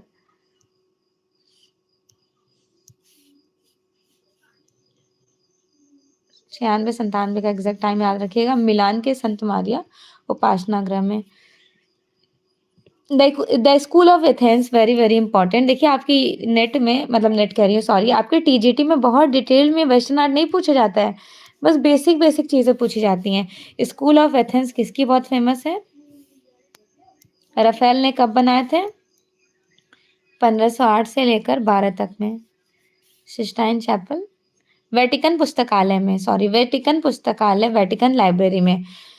1508 याद रखिएगा। ऑथेंटिक बुक्स में आपको 1508 टाइम दिखेगा। 1508 से 12 तक राफेल ने बनाया था। सबसे सर्वश्रेष्ठ इनकी भित्ति चित्र है। कहाँ बनाया गया था? वेटिकन लाइब्रेरी, वेटिकन सिटी के वेटिकन लाइब्रेरी इटली में। दिलवाड़ा मंदिर माउंट आबू का बहुत ज्यादा पॉपुलर कहा गया है। दिलवाड़ा टेम्पल किसमें बनाया गया था? मकराना मार्बल। ये ऑप्शन में नहीं होता। अगर अंबाजी मार्बल होता और ये भी होता तो पहले अंबाजी मार्बल को करेक्ट कराया जाता है, बाद में जब ये नहीं होता है तो इनको करेक्ट कराया जाता है। माउंट आबू राजस्थान के दिलवाड़ा से 5 जैन मंदिर समूह मकराना मार्बल्स में मारू गुर्जर शैली के निर्मित ये मंदिर अपनी अनूठी शिल्प योजना के लिए दुनिया भर में सबसे ज़्यादा पॉपुलर है। आपको पता है मारू गुर्जर क्या होता है? जैसे ये गुजरात के मंदिर हैं और ये राजस्थान के मंदिर है, दोनों को जब मिक्स कर दिया जाए तो ये थोड़ा सा लोकेटेड एरिया पूरे एक ले लिया जाए तो इनको बोला जाता है मारू गुर्जर शैली, एक नई शैली का डेवलपमेंट। द लास्ट जजमेंट बहुत ज़्यादा पॉपुलर है। भित्ति चित्र 1508 से 12 तक में कंप्लीट किए थे माइकल एंजेलो ने। Vatican Sistine chapel. पॉप द्वितीय के मकबरे के पुणे वेटिकन सिटी में वेटिकन चैपल की दीवार पर the last judgement fresco buono technique में रिप्रेजेंट किया। 61 की इनकी एज रही थी। 1536 से उन्होंने ये कार्य शुरू किया, 1541 में कंप्लीट कर दिए। The burning giraffe also very important. The burning giraffe किसकी है? जिसको बोलते नहीं है सरेलिस्ट आर्ट मूवमेंट के आर्टिस्ट कहे जाएंगे। उन्होंने the melting watch, the burning giraffe, इस तरह की बहुत सारी पेंटिंग्स बनाई थी। सैल्वेडर डाली। सरेलिज्म आर्ट मूवमेंट के बारे में थोड़ा सा डिस्कस करते हैं। सरेलिज्म आर्ट मूवमेंट कब स्टार्ट हुआ, कहाँ स्टार्ट हुआ? 1924 से लेकर 43 तक का टाइम। शुरुआत तो 21 में हो गई थी, लेकिन 24 से 41 टाइम गोल्डन कहा जाता है। किसने किया था? सैल्वेडर डाली ने। कहाँ पर डेवलपमेंट हुआ ये भी याद रखिएगा, फ्रांस में, राइट।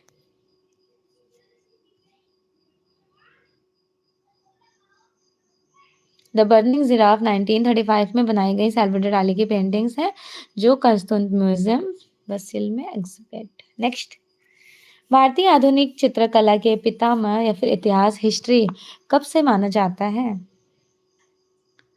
भारतीय आधुनिक चित्रकला का इतिहास बंगाल स्कूल से इंडिया में, जिनको पुनरुत्थान काल, ठाकुर शैली, पुनर्जागरण काल के नाम से भी जाना जाता है।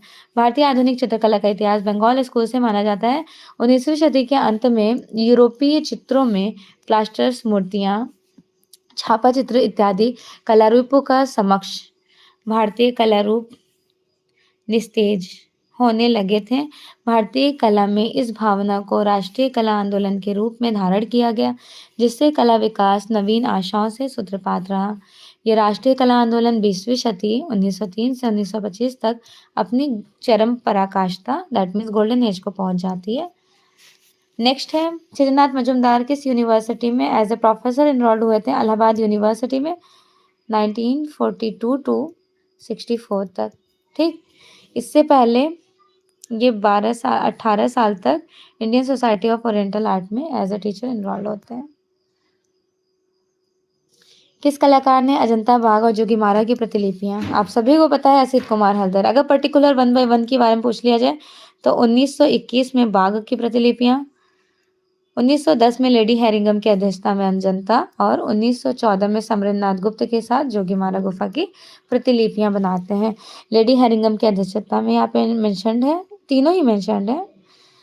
नंदलाल बसु का जन्म कहाँ हुआ था? 1882-83 मुंगेर बिहार में, खड़गपुर नामक प्लेस गांव में।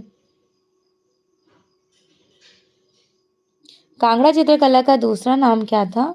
कांगड़ा चित्रकला का दूसरा नाम कहते हैं पहाड़ी चित्रकला का ही पार्ट है कांगड़ा। कांगड़ा गोल्डन एज कहा जाता है, स्वर्णकाल। आदि मानव चित्र बनाते समय कौन सा प्रयोग करते थे कलर्स में? आदि मानव जो यूज करते थे ना जानवरों की चर्बी को कलर्स मिलाकर, फैट, एनिमल्स फैट का यूज करते थे। मगध नींव राज्य की नींव किसने डाली थी? बिंबिसार ने डाली थी। डिस्क्रिप्शन देख लीजिए। मगध राज्य की वास्तविक नींव बिंबिसार ने 545 से 493 ईस्वी में डाली थी। बिंबिसार हर्यक वंश का सबसे अधिक प्रतापी राजा कहा करते थे, जिसने गिरिव्रज को अपनी राजधानी बनाया। उसका उपनाम श्रेणिक रखा गया था। बौद्ध भिक्षु किसमें रहते थे? देखिए, रहने का पूछ लिया गया तो संघाराम में रहते थे। संघाराम किसको कहा जाता है?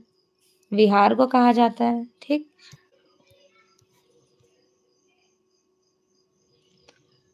बाघ की गुफाएं कहाँ स्टेबल है, जिसकी खोज 1818 में डेंजरफील्ड ने की थी? टोटल 9 गुफाएं। गृह गुफा, 5 पांडव, हाथीखाना, रंगमहल, पाठशाला, शिक्षकों का निवास स्थान और कंप्लीटली 3 टोटली क्लोज्ड है। उनका कोई नामकरण नहीं हुआ था इसलिए।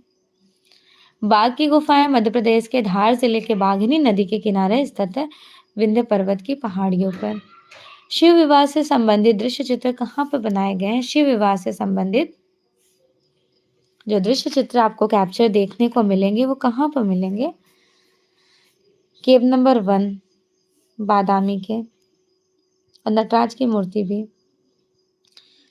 श्रवण बेलगोला गोमतेश्वर बाहुबली के स्कल्पचर्स चामुंडराय ने रिप्रेजेंट किए थे ना।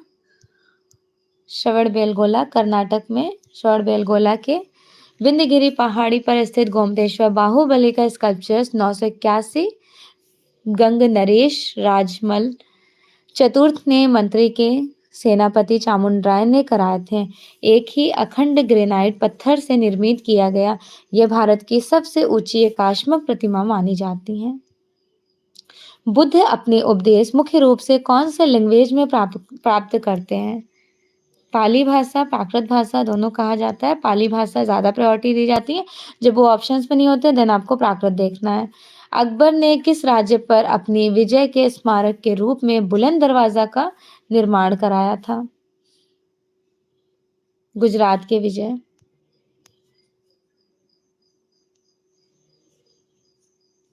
विक्ट्री। अकबर गुजरात राज्य की अपनी नींव विजय के स्मारक के रूप में फतेहपुर सिकरी के बुलंद दरवाजे बनवाए, जो दुनिया का सबसे ऊंचा दरवाजा 176 फीट, जिसे डोर ऑफ विक्ट्री के नाम से जाना जाता है। Door of victory, right. नवपाषाण युग में मानव कहाँ रहते थे? ऑफकोर्स बस्तियों में रहेंगे, क्योंकि वो सिविलाइज्ड हो गए थे, कम्युनिकेट करने लगे थे, सारा डेवलपमेंट उनके अंदर आ गया था। प्राचीन यूनान में ओलंपिक खेल किस देवी देवताओं के लिए? तो जीएस। अगर पूछ लें देवी देवता तो आपको जीएस को याद रखना है। खजुराहो के प्रसिद्ध मंदिर किस राज्य में है? मध्य प्रदेश में है। पहले 85 करके समथिंग 84 टेम्पल्स थे, फिर धीरे धीरे से डिस्ट्रॉय होके टोटल विशेष बस 25 बचे हैं। नीली पॉटरी, जिनको ब्लू पॉटरी कहा जाता है, ये जयपुर की बड़ी ज्यादा पॉपुलर रही थी कृपाल सिंह शेखावत के टाइम में। मुगल काल में चित्रकला का उत्कृष्ट किसके राज्यकाल में हुआ था? मुगल काल का पूछा गया है। उत्कृष्ट चित्रकला मेंशन किया गया। ऑफकोर्स जब पेंटिंग देखें आप डायरेक्टली से जहांगीर को टच कर दें। ठीक, जहांगीर को पेंटिंग्स बहुत पसंद थी ना। अशोक के किस बौद्ध संगीति का आयोजन अशोक ने किए थे? अशोक ने जो किए थे वो प्रथम, द्वितीय या फिर तृतीय आप बताएंगे, तो तृतीय आपको ध्यान रखना है। एलोरा में गुफाएं और शैलकृत मंदिर, गुफाएं और शैलाकृत मंदिर एलोरा की जो है तीनों रिलीजियस को फॉलो करती हैं, हिंदू, बौद्ध और जैन। 1 से 12 नंबर तक का बौद्ध धर्म से संबंधित 12 गुफाएं, 13 से 29 17 गुफाएं हिंदू धर्म और 30 से 34 5 गुफाएं जैन धर्म। The night watch, one of the most important painting done bye रैम्ब्रा in the time of 1642।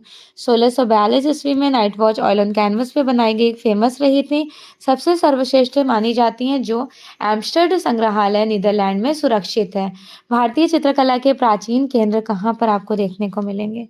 भारतीय चित्रकला के प्राचीन केंद्र आपको महाराष्ट्र से ही देखने को मिल जाएंगे। ठीक है।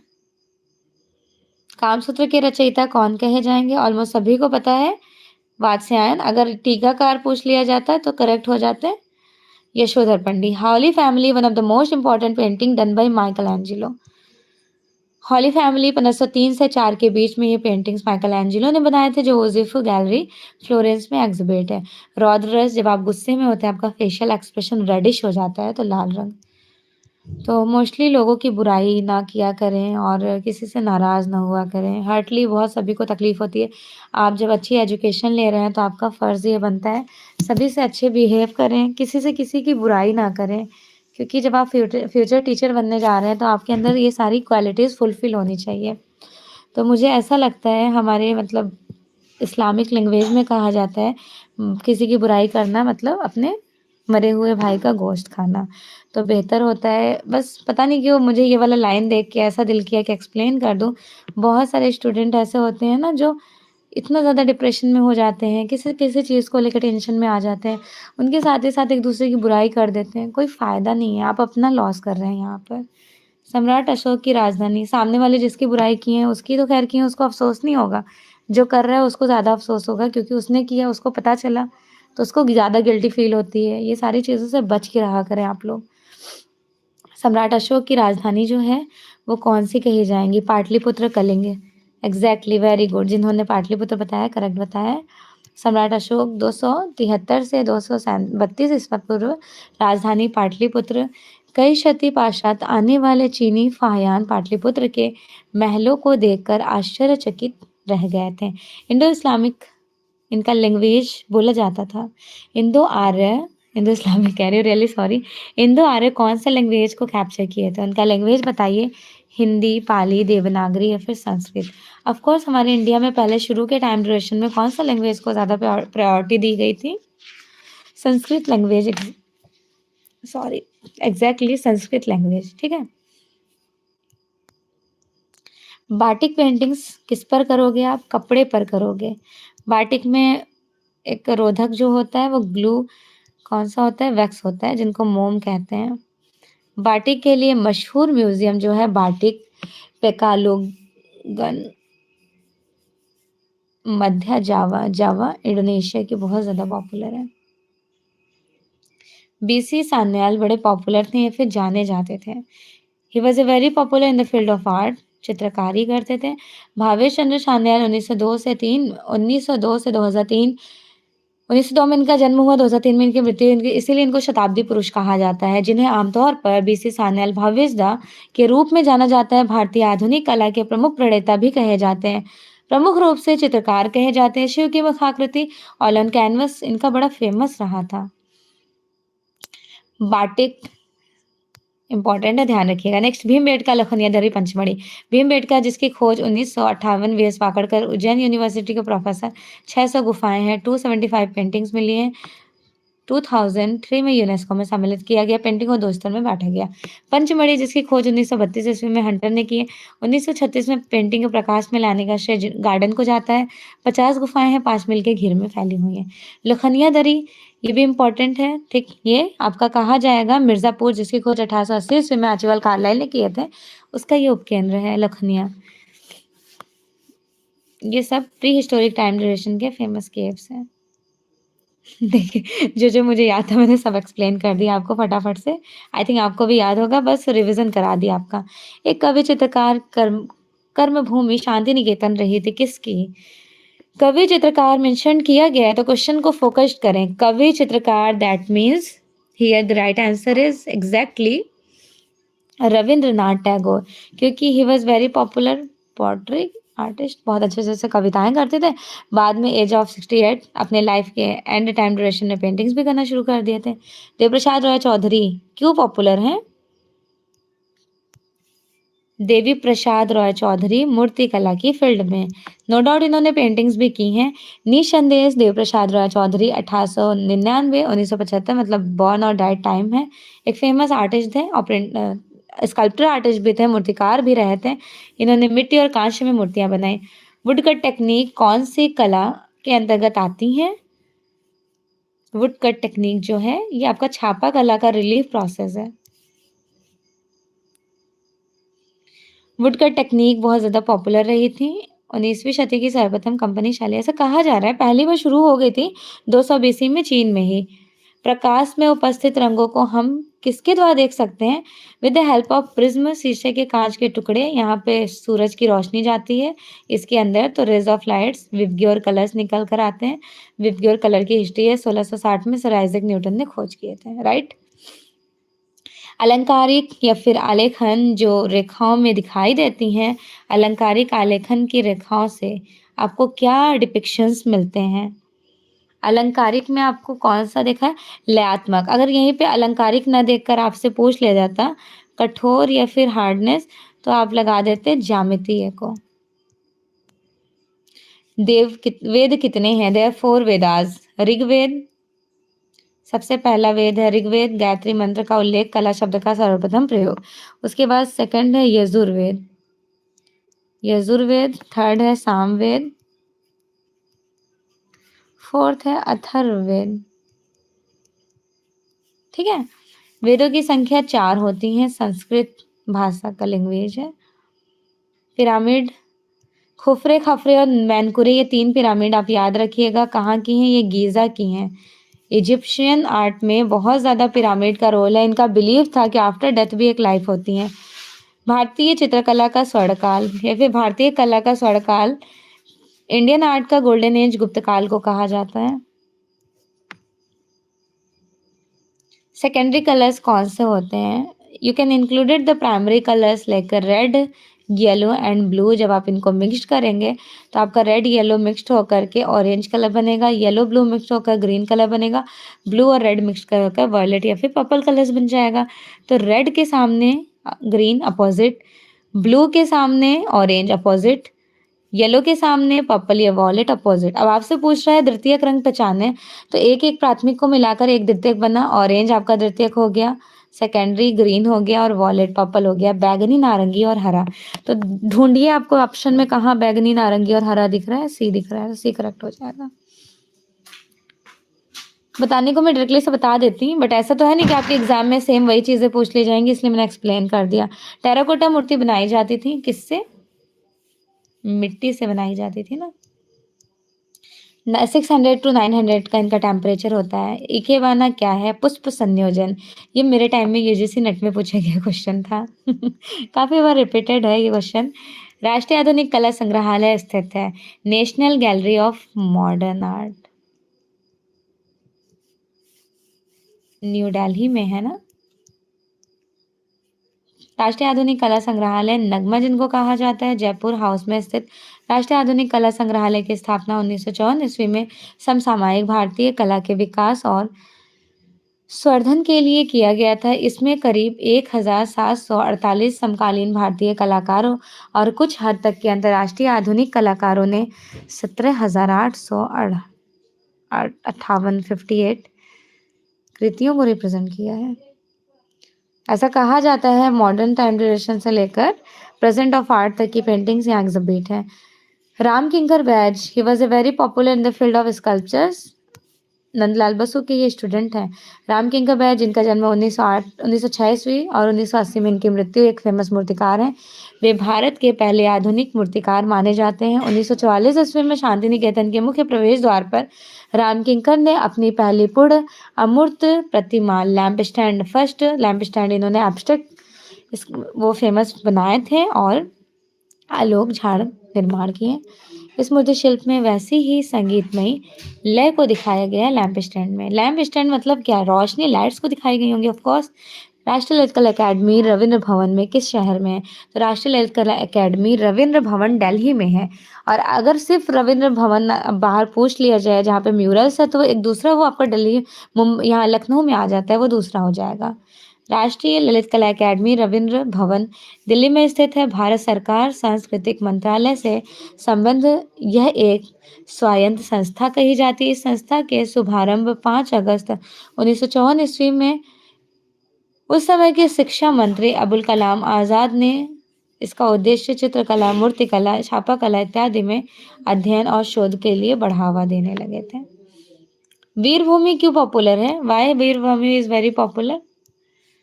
वीरभूमि आपको टेराकोटा टेम्पल्स के लिए पॉपुलर दिख जाएंगे। एलोरा क्यों फेमस है? ये भी सभी को पता है। स्कल्पचर्स के लिए, मूर्तियों के लिए फेमस है। सम्राट अशोक की राजधानी चढ़ाई उत्कल प्रदेश। मूल रंग कौन से क्या हो जा रहा है? सॉरी, स्क्रीन थोड़ा ऊपर नीचे हो जा रहा है, मैनेज कर लीजिए। नीला, पीला और लाल मूल रंग है। मूल रंग कहता है किसको है? ये ध्यान से देखिए। मूल रंग वे होते हैं जो किसी मिश्रण से नहीं बनाए जाते हैं, बल्कि इनके मिश्रण से ही हमें अनेक रंगों की रंगतें होती हैं, जैसे लाल, पीला और नीला। तो प्राइमरी कलर्स को बेसिकली मूल रंग कहेंगे, राइट। भगवान बुद्ध ने पहला उपदेश हमारे कहाँ दिए थे? यहीं पर सारनाथ में, जहां से सुनील बिलोंग करते हैं, ठीक है।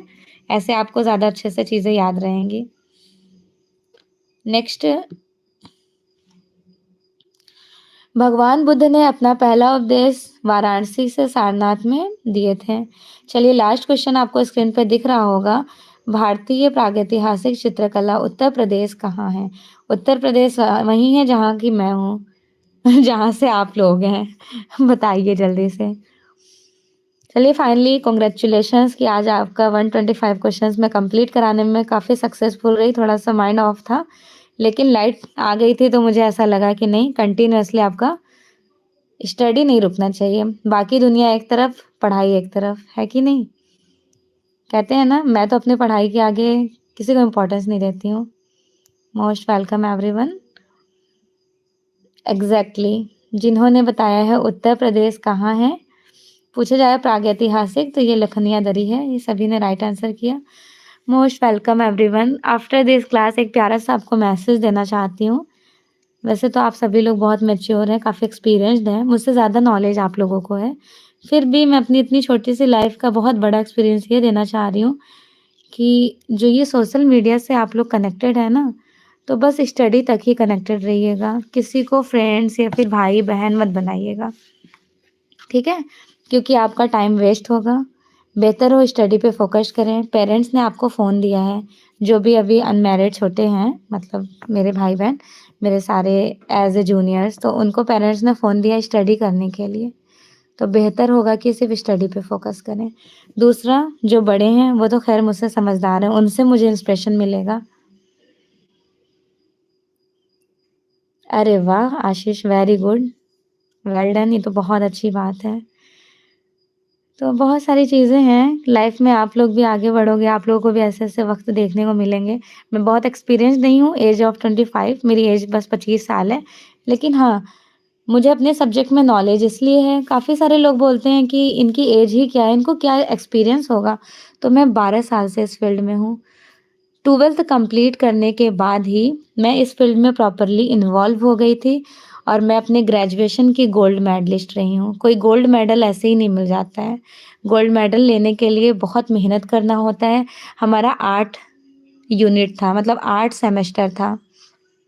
8 सेमेस्टर में 4 साल, पूरे 4 साल की हमारी बीएफए की स्टडी रही थी प्रॉपरली। कभी मैंने टॉप किया था, कभी मैं सेकंड डिवीज़न आती थी, कभी मैं थर्ड डिवीज़न आती थी।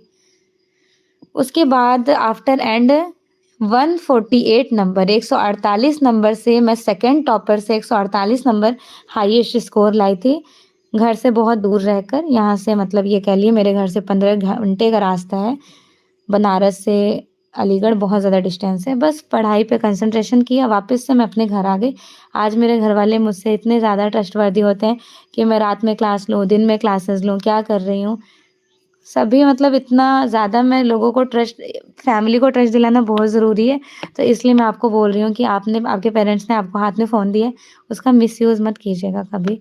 अगर आप मुझसे जुड़े हुए हैं, तो मैं आपको सिर्फ़ स्टडी से रिलेटेड बात करती हूँ। अदरवाइज़ कभी-कभी कुछ लोग सोचते हैं, ये मैम इतना स्माइल कर रही हैं, हँस रही हैं, गलत मैसेज ले जाते हैं। तो वो मेरी बिहेवियरल है, मैं इसको कभी ज़िंदगी में चेंज नहीं कर सकती।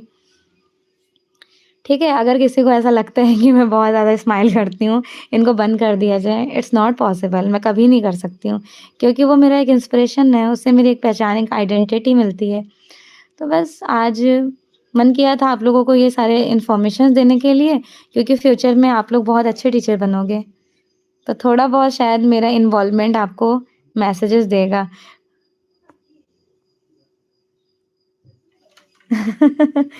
एग्ज़ैक्टली हर्ष, वेरी गुड। सोशल मीडिया से तो मैं बहुत ज़्यादा कनेक्टेड नहीं हूँ, फ़ेसबुक मैं यूज़ नहीं करती, आप लोगों को खुद भी पता होगा, फ़ेसबुक पर मेरा जो बस पोस्ट ही जाता है और जो मेरी अपनी पर्सनल आईडी है वो 2014 की बंद है, अभी तक मैंने उसे लॉगिन किया ही नहीं है, 10 साल पहले की बात है।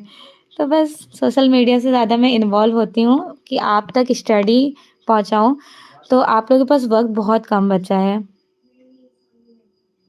Thank you so much everyone and also वक्त बहुत कम है, तो प्लीज़ आप लोग अपनी स्टडी पे फोकस करें। यहाँ पे बहुत सारे एक्सपीरियंस्ड लोग भी हैं, उनसे मुझे बहुत कुछ सीखने को मिलता है, स्पेशली मेरे ग्रुप में।